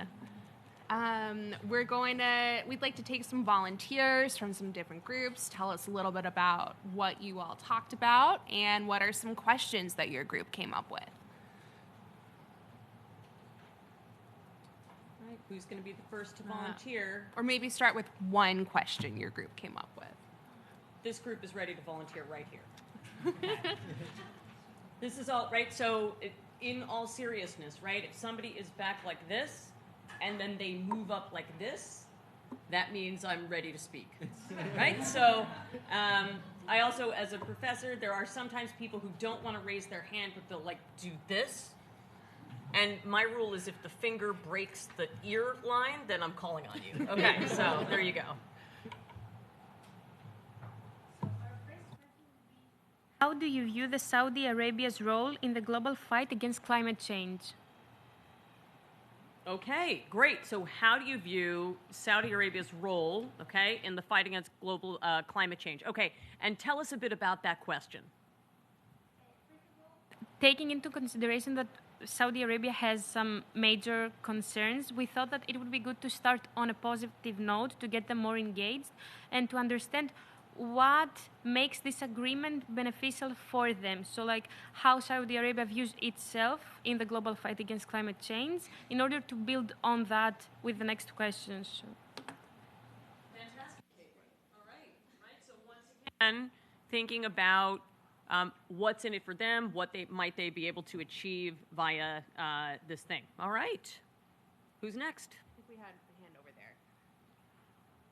So we thought about framing this common problem that we have through their national perspective, and in a question along the lines of, tell me about this common problem, climate change, about like through the conflict of interest that you have with this. Obviously, it's the center of your economy. So how does your economic interest clash with your climate change interest in the long term? Okay, all right. So the question is about their economic interests and also about climate change. Okay, so now I'm going to engage with you a little bit because you used one word that I might not use. Which word might I eliminate? Conflict or clash, yes. Okay? Is there a way that you could ask a positive version of that question? If we don't want something to clash, what do we want? Them to intersect. Yes, or maybe to harmonize. Right? Okay, yes. So how could we make, right, what ideas do you have for ways that this agenda could also harmonize with your economic goals? Right? Okay. So I like that because what you did is you picked up on their economy and also on this global problem, right? And so all I did was flip it around so that you're asking for the positive, right? What would work rather than what are the ways in which it clashes, right? Because sometimes when we use language, we can affect how somebody thinks about the dispute. So thank you for raising that, and thanks for engaging with me while we flipped it around, right? Okay, fantastic. Who else do we have, Caitlin? We had one question here just to ask the minister that what is your feelings if the international community could decide to stop the use of fossil fuel in the world? Yeah. Okay, so to make sure we have the question, what would be your feelings if the global community decided to stop the use of fossil fuels? Okay, all right, and tell us your hopes for this question.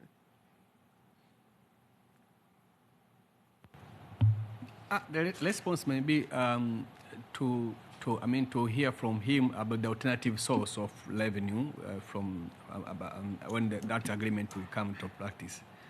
Yeah. Okay, so you said you're trying to understand more about their sources of revenue, is that right? Yeah, alternative source. What would alternative be the sources of revenue. What would be the alternative? Okay, I'll say this. I like the underlying question even a little bit better. right? Because what's the risk if you ask somebody, like, what are your feelings if we basically push forward with this agenda without you? What's the risk of that question? You think it's fine? Okay. What might be the risk of a question? Asking, yep. We and them situation, which it can be defensive, and then you put somebody on the other side instead of welcoming them into the room or the discussion. Right, so they might interpret it in a certain way. See, one of the things you have going for you, sir, is that you have an extraordinarily friendly-looking face and expression. I'm serious, yes. So you have a very open facial expression, which is going to help you, because when people look at you, there's something about that openness that even if you ask a question that people might they might otherwise perceive as like it's you against us. They might react differently based on your friendly demeanor, which is great. If you're in a high conflict situation with somebody, there is a risk that maybe they think, is that a threat? Are you going forward without me, right? When actually what you're really asking them is like, I'm concerned with your point of view and your feelings, right? So I would say once you clarified, you talked about what are their current sources of revenue, economic prosperity, and what additional alternative sources might there be. Those strike me, your 2 second questions, as phenomenal questions. I think I would sequence those first, because that helps you get more information about what is currently, right? What is the breakdown of their sources of revenue?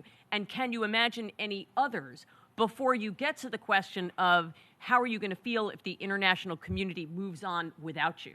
I might save that question almost much later as like a reality testing question, because that comes across to me, right? Like, love for you to be on board. What happens for you, right, if there is a disagreement, right? So, excellent. Thank you for engaging. Okay. Caitlin, okay. Let's take one from the chat, and then we'll come to our friend here. A lot of really great questions, so apologies to anyone listening on there. I'm only selecting a few.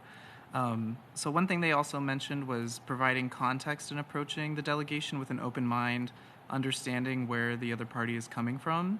And so with that, one of the questions was, what are the main challenges or concerns that Saudi Arabia is facing regarding the actions against climate change?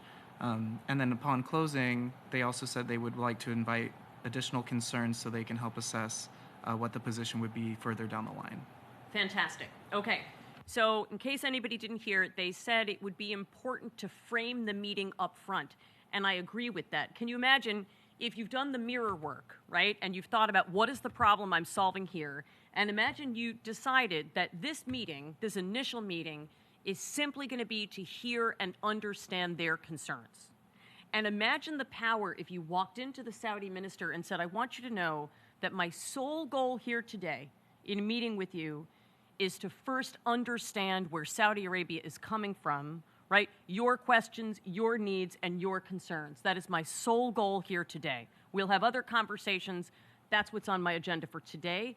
How that would make the other person feel and maybe take down the defensiveness in this initial meeting. And then to follow that up with a question about what are your current concerns, right, with the actions that are being proposed. Really great question to understand, and I love the idea of framing up top using that mirror question that we've asked ourselves. Okay, our friend here. How best could we help diversify the economy in order to maintain revenues while being climate friendly? Okay, fantastic. So it's thinking about how might we partner together, or how might you diversify some of the ways that you receive income such that, right, if this does move ahead, that to minimize the economic impact for you. Yes, okay, very nice, right? So again, a lot of this is about sequencing, right? And I think this is a question that's similar to our friend's question over here. I might sequence a little bit later, right? So before I'm asking them, how could you diversify, I might be looking to understand the current problems as they see it, right? So excellent, though. I love the open question. We've gotten some great ones, Caitlin. But we have more groups in the room, so we want to give people, okay, our friends in the back. Yeah, so this one is also a bit along the line of what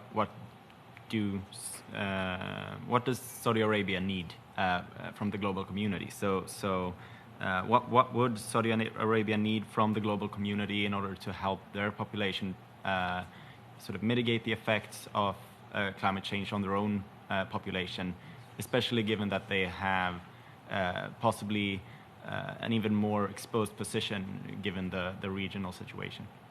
Yeah. Okay, so what does Saudi Arabia need from the global community? Can you imagine the power of that being one of the first questions? So you think that Figueres is coming in basically to tell you, get on board with the program, right, or get out of the way. And instead, it's about how could we help you, right? How could the global community help you?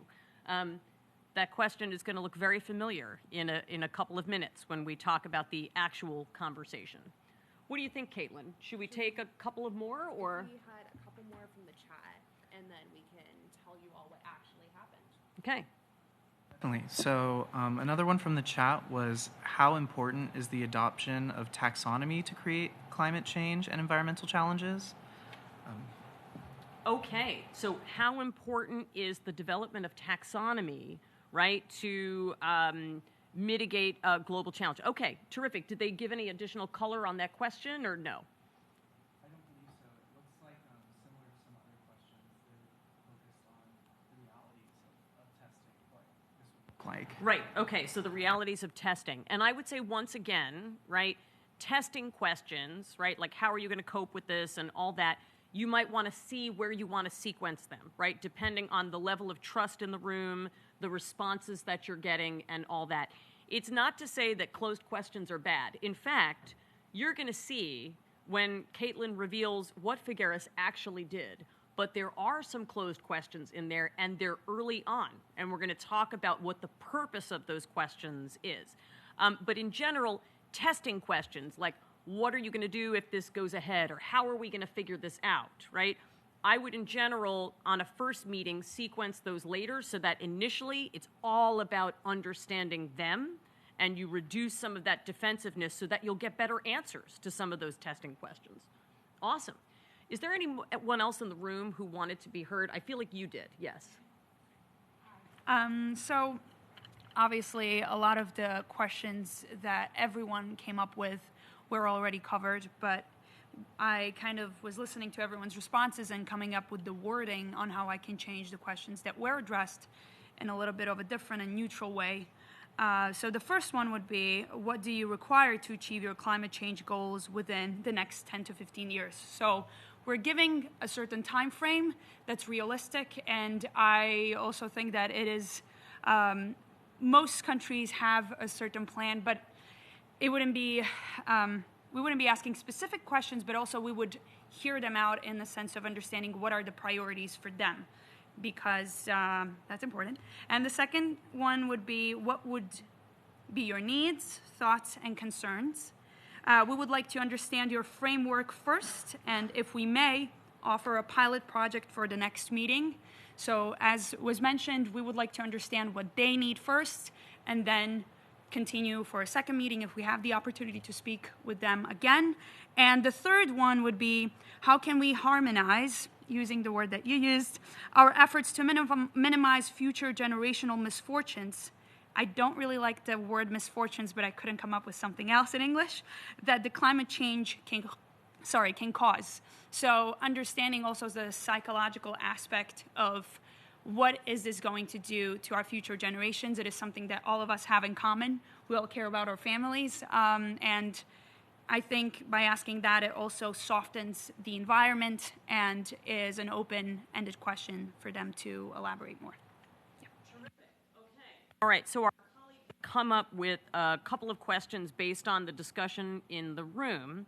And I've got a couple of notes for you, right? So what do you need to achieve your climate change goals is a great question. There's one question I would ask first. Before, what do you need to achieve the goals? What might be the question I would ask first? What are your goals? Yep. Okay, right? Because first I want to understand, do they have goals, right? And what are those goals? Before I ask, how could we work together to achieve them? And I love the partnership in that question, right? It's like we, not you. We're here with you to support you in your goals. Similar to the last one, how can we harmonize the impacts, right, of what's going to happen with climate change in your country with, any economic effects?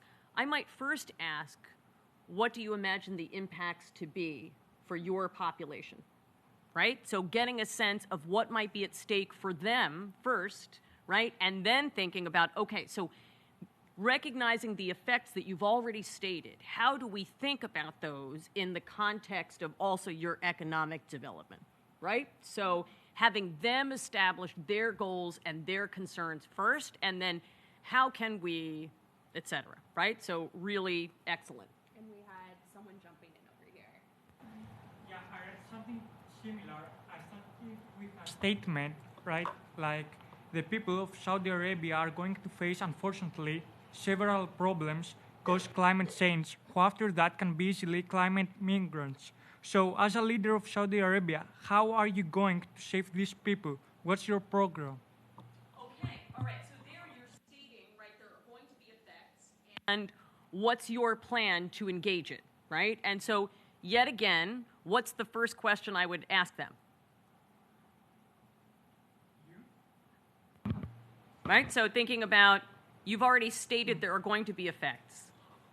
Yeah, it's gonna be effects if this leader is not going to do something about climate change. For this reason, there are gonna be many climate immigrants. So for this reason, we don't want this to leave their countries. For this reason, he has to have a program on this issue. Yes, okay, all right, terrific. And so, in general, I love the second part, right? Like, how are you going to deal with this? And on the first part, what I found is good practice is rather than telling them, we know there are going to be impacts, asking them, what do you see as the impacts for you environmentally? And also, what might be the impacts for you politically in either regard, right? So what are the considerations you're weighing politically with your people as their representative on both sides of this equation? Then you can use their words instead of yours. So instead of saying, I know that there are going to be impacts, you would say, you've already told me that you expect the heat to do this, and you also know that public opinion is concerned about the heat. So given that, right, what steps might you take that are within your power, right? Always more powerful to use people's own words about the impacts they're facing than for us to say, we know there are impacts, right? Okay, excellent, excellent discussion here. Amazing. So Caitlin, do you want to fill us in on what actually happened? Sure. So, as we all know, these negotiations were a success, large in part due to how Christiana Figueres asked the right questions to these Saudi negotiators. And she really approached the process wanting them to know that she was there to understand their position. So she wanted to know what was their vision of the future and what would they want for their descendants, their future generations. And she says that the main breakthrough happened with the Saudi Arabian Minister of Energy on a small plane after visiting an oil field. And she asked him, how are you going to deal with the heat, that particular issue, which we had just talked about? And is there anything that other countries can do for you? It's a very different question than what can you do for the rest of the world? And so this Saudi Arabian Minister of Energy takes out a little napkin and writes down the words economic diversification, which came up in our discussion earlier. And she says, okay, so let me understand this. If the Paris Agreement recognizes economic diversification as a true, sincere contribution to climate change mitigation efforts, is that something that would be important to you? And his answer was yes. So we can see how she uses a mix of open and closed questions here to get out the right information. She starts with an open one. How are you going to deal with the heat? And then follows that up with a more closed question. And is there anything that other countries can do for you? So that's helping to build that momentum here towards a positive conversation. Yeah, that's the "are you looking to buy a car here today" question, right? Is there anything that other countries can do for you? Yes. Okay. And then with that buy-in, proceeding to think about what might that be and how could we achieve that. Mm-hmm. And then once she gets a response, which is giving her information that she's going to then look for and use in the negotiation process, she asks a clarified question saying, okay, so let me understand this. If the Paris Agreement recognizes economic diversification as a true, sincere contribution to climate change mitigation efforts, is that something that would be important to you? Yeah. And so, one of the things that's interesting, I'll take the question in a second, about this is notice, there's something implicit in the first couple of sentences. So she went to Saudi Arabia and she visited with the minister an oil field and saw directly, right, both, some of the source of their economic prosperity and also possibly some concerns. They experienced the heat together. And so going to somebody, right, so getting on a plane to go to somebody and directly trying to see their land and see what they're concerned about, and then building off of that is a trust-generating mechanism, right? She didn't ask him to come to New York or to, Geneva. She said, I'm coming to you.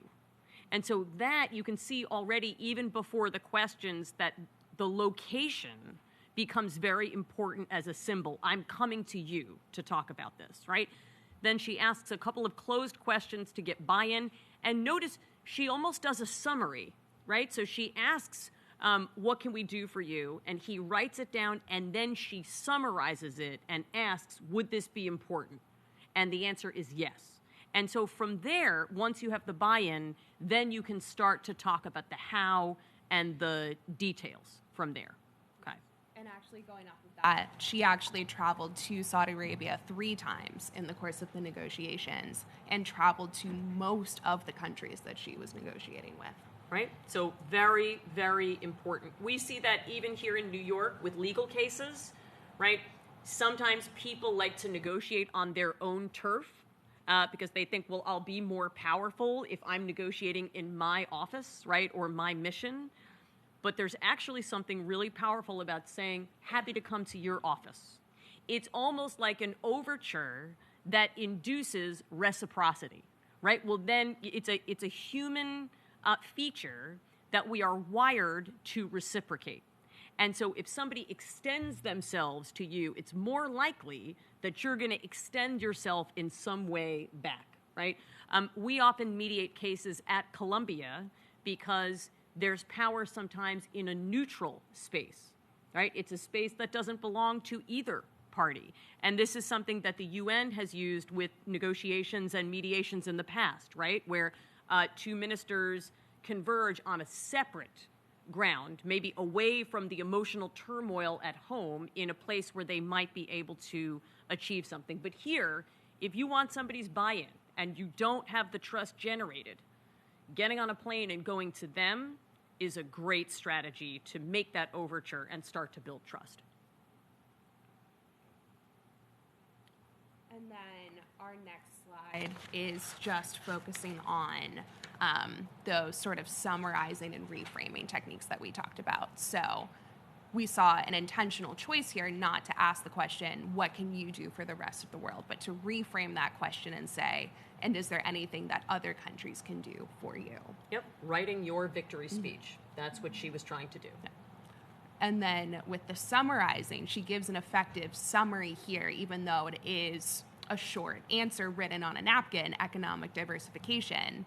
Okay, so let me understand this. If the Paris Agreement recognizes economic diversification, which is the issue that the Saudi representative had identified as an important one to them, as a true, sincere contribution to climate change mitigation efforts, is that something that would be important to you? Mm-hmm. Wonderful. Yeah.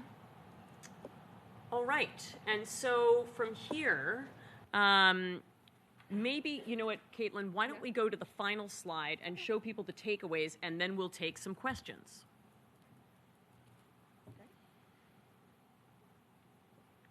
So yes, thank you all for joining us today. This is just a brief overview of everything that we've covered today. Remembering that in order to mediate and negotiate well, what we really want to do is understand both ourselves too and understand the other side. And to do this effectively, we can rely on several tools that we've talked about. We've talked about 4 of the main ones that we use in the mediation clinic today, including tailoring questions, so that open versus closed questions. We've seen how they can be both effective depending on the situation, and you just want to know when to use these different types of questions. And also we talked about engaging in active listening. That is, again, both body language, as Alex has been pointing out for us here today, and listening to what the other party is saying, and summarizing effectively and also reframing to help de-escalate, especially in negotiations where there is persistent conflict. And we then built on these tools and methods and talked about the mirror and the window concepts, which involve knowing both yourself and knowing the other side in the negotiation process. And then we got to look at the way in which Cristiana Figueres used these tools to help reach unanimity at COP21. And you all had a chance to practice your new skills, and everyone did a great job and really got to some of the most important questions that were helpful in reaching the Paris Climate Agreement. Fantastic. So as you're thinking of your questions, all right, so I know that some in the room will have questions and our friends online from around the world. We wanted to let you know that there are 2 more interactive seminars in our portfolio this fall. And Caitlin's going to tell you the dates and the titles, the subject matter for those 2. But the ambassador wanted me to let you know that people who participate in one or more of this series do get a certificate. So for those of you who do 1 or 2 programs, you get a certificate that is signed by me on behalf of Columbia and also by the ambassador on behalf of UNITAR. If you attend all 3, you get one that has more important signatures. So you get one that is signed by my boss, the Dean of Columbia Law School, Gillian Lester, and one that is signed by Assistant Secretary General Nikhil Seth, head of UNITAR globally, who sits in Geneva.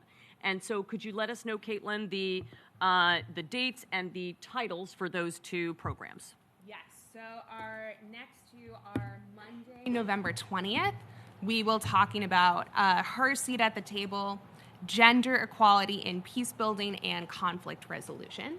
And that's going to be at the same time, 10 a.m. to 1 p.m. And then our final presentation is Monday, November 27th. And that is going to be on conflict resolution and mental health. And that is also at the same time. Yes. Those joining online are wondering if that is extended to people who join online as well. Yes, my understanding is that for all of the programs this fall and perhaps going forward, the rule is that if you are here in New York, we ask you to be here in person, and UNITAR will administer accordingly.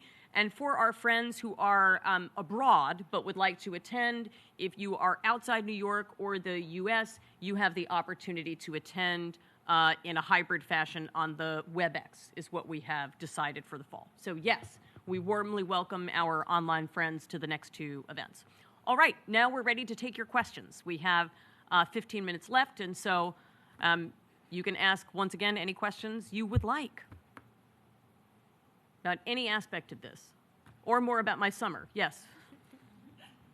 What are some good resources for these deeper techniques of mediation, like trust building and reciprocity? How do you look them up?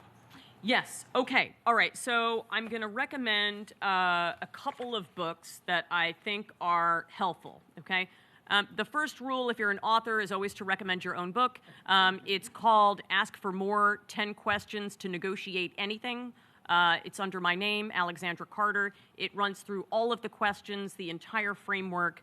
There are 10 questions there, and it's structured like a coaching session, so it will help you think about follow-ups and problems you might encounter as you're doing that. Okay. If you are looking for information about human influence and reciprocity, I recommend a book called Influence by Robert Cialdini, Cialdini. Robert Cialdini. It's called Influence. It's a book from a long time ago. It's very famous, and it talks more about persuasion necessarily than negotiation, but very good. The last book I would strongly recommend to everybody here is a book called Difficult Conversations. And that was written by 3 professors at Harvard, including Sheila Heen, H-E-E-N. And Difficult Conversations has a terrific framework for understanding people and dealing with, as the title says, difficult conversations. So those are the 3 books I would recommend most. Thank you. What else? Yes. Thanks. This is like a combined comment and a question. I'm going back to the example of the kind of success with Saudi Arabia on climate negotiations. I think there is an important time factor that there was a national momentum included. There was a new crown prince coming up with the Vision 2030, etc., which had the economic diversification as a main driver. So this did not happen in a vacuum, but the time somehow needed to be right for that. Bringing that to the UN context, what we're kind of working hands-on here is that we might be facing same issues like from a session to another and continue where we left off and keep going. And sometimes it results in a no action and sometimes in a deferral. I would like to hear your views about maybe somehow cutting the losses in a way. When it's time to give up on a negotiation, what are the markers for that? Yeah, Thank you. okay, so let's talk about timing in negotiation generally, because timing is quite important. Who here in this room has heard the term ripeness? Ripeness as okay, all right, so a couple of folks. The concept of when is a dispute ripe for intervention, right? And sometimes when we think of ripeness, we think of fruit like a banana, right? So you don't want the banana to be green unless it's a particular type of plantain, right? But for an American banana, you don't want a green banana and you don't want a brown banana, right? You want to wait until the banana is yellow before you eat it, right? So it's timing. I actually think that sometimes timing for transnational negotiations is like an avocado. It feels like it's ripe for like 5 minutes and then it turns brown, right? So you have a limited window. So figuring out when the time is ripe for intervention is something that mediators and negotiators alike spend a lot of time struggling with. But there's a scholar named William Zartman, Z-A-R-T-M-A-N, who's written a bunch of literature on ripeness for the types of negotiations that you're engaged with. And one thing he said is that ripeness in the international context is defined as a mutually hurting stalemate. So both parties have to feel as though their current course of action is not serving them, right? And the pain of staying the same may be greater than the pain of trying a different approach, right? Because we human beings aren't often great at change unless we know it's going to hurt less than where we are now. But one of the things that conflict resolvers can do is we can ripen the conflict for people by helping them to understand that they are in a mutually hurting stalemate. Sometimes people don't know the ways in which they might be hurting by staying where they are, right? So you could imagine Christiana Figueres going to the oil field, right? And they're both experiencing the great heat. And maybe they're both talking about how much hotter is it likely to get. And there's something about that visit, right, and the momentum nationally that makes the minister think to himself for the first time, maybe we have to do something. And so that trip may have helped, plus the national momentum, to ripen that conflict for intervention. So using timing to your advantage is important. even here in the United States, you know, we recently had a big strike involving the writers in Hollywood. And when did that get resolved? It got resolved right before the fall television season got into full swing. Why? Because people were about to lose massive money, right? So studios, directors, all that. And so it was the prospect of losing all of that money shortly that made people think we need to come to the table, right? So how do you know when it's time to walk away? I would say, right, you're first of all going to go back to your mirror questions to see, you know, is this meeting what I need from this? And then you're examining the other side. If you're continually asking questions, if they're just saying no, and you're asking, what would be your ideas to solve this? You know, what do you need? What are your concerns? And you're not getting a lot. Or the goals keep shifting. They say, I need this. And you say, okay, we can do this. And then they say, oh, no, just kidding. Actually, we need that. That might be a sign that they're not actually ready to bring the conflict to a close. It could be for business considerations. Maybe they just don't want to do it, and they're there as what we call a spoiler, right? They're really not interested in an agreement. But sometimes the conflict is emotional. Do you know that sometimes people don't want to let a conflict go because the conflict is the last remaining remnant of a relationship they had with somebody else? And so letting that conflict go means letting go of something that is important to their identity, right? Like a narrative or a story or a focus for them. Maybe the conflict is actually serving a purpose in their life, right? And removing it would feel harmful. So these are the types of things that I would be on the lookout for. But I would also say it's not over till they've left, okay? If somebody's threatening to leave, I have a lot of people in negotiation who do things like this. Okay, Alex, well, it's been good, thank you, but this isn't going to work here today. They put all their stuff together and they're still seated. What does that tell me? They don't want to leave. That's a make me stay. They might even do that and then do this. What does this tell us?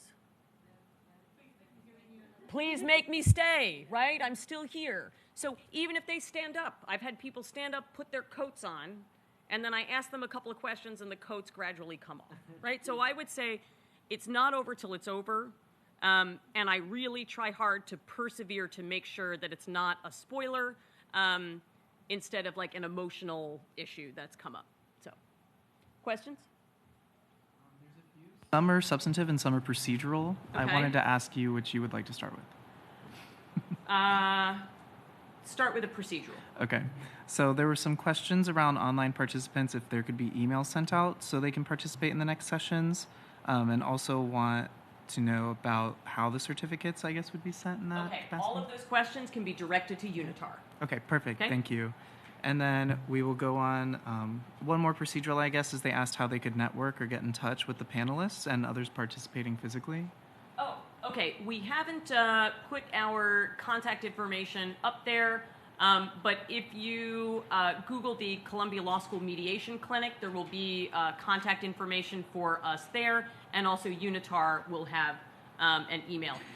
We're also on Instagram, our clinic, at CLS, Columbia Law School, CLS Mediation. And so you can follow, meet our mediators, and see what we've been up to. Awesome. Adrian runs the Instagram account. There you go. Thank you. And then the substantive question that we had was, how do you approach a counterparty that has more bargaining power than you? How do you approach a counterparty that has more bargaining power than you? Excellent question. I'm going to turn that back to the audience. That's a fabulous question. What techniques do you have or have you learned that you could use in a situation where somebody has more power than you? We learned it here today. Okay, Tina? At least somehow establish your own credibility and convince them that you're kind of trying to build a long-term relationship with them. Okay, all right, so credibility, and then show them that you're trying to build a long-term relationship. I would put the relationship first, right? Because some people will perceive if they go in and they have more power and I say, well, here's who I am, right? They're not ready to hear that yet, right? They're enjoying the power dynamic. And so my key is to start by saying, you know, I'm here, right, to work together, or I'm here to hear what you have to say, right? Build that relationship. The relationship will create the deal. Okay, so build the relationship. What else? Somebody's got more power than you. We've all been in this situation. What do you think?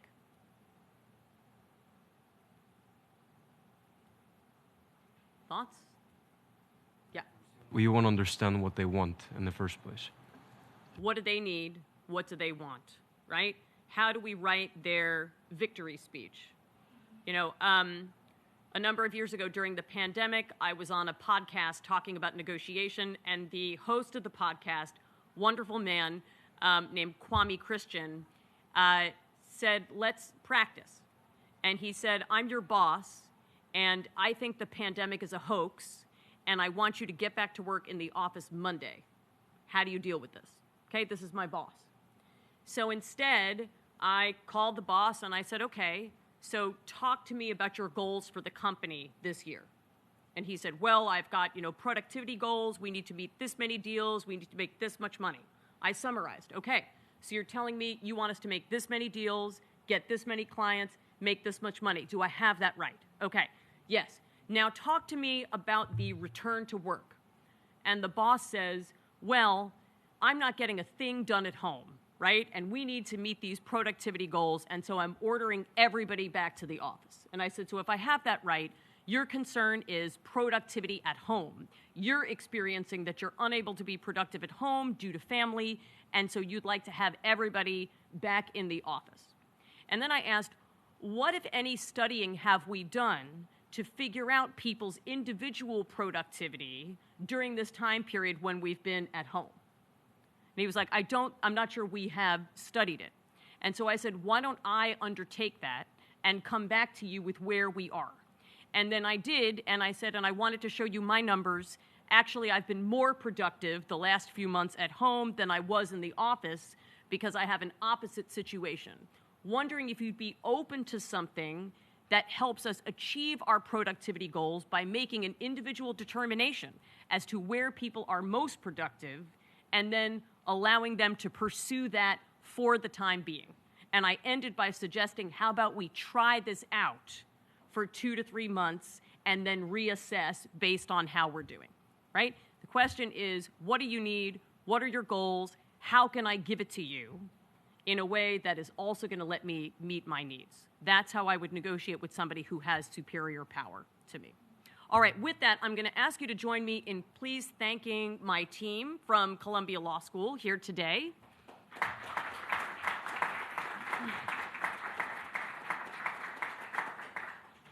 And also, once again, a warm thank you to UNITAR for setting this up.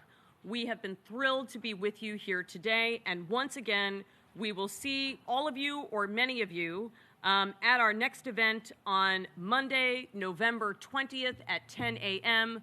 for Her Seat at the Table, Gender Equality in Negotiation and Peace Building. And we should say all genders are welcome with us for that program. So we look forward to seeing women and allies at the table. Take care.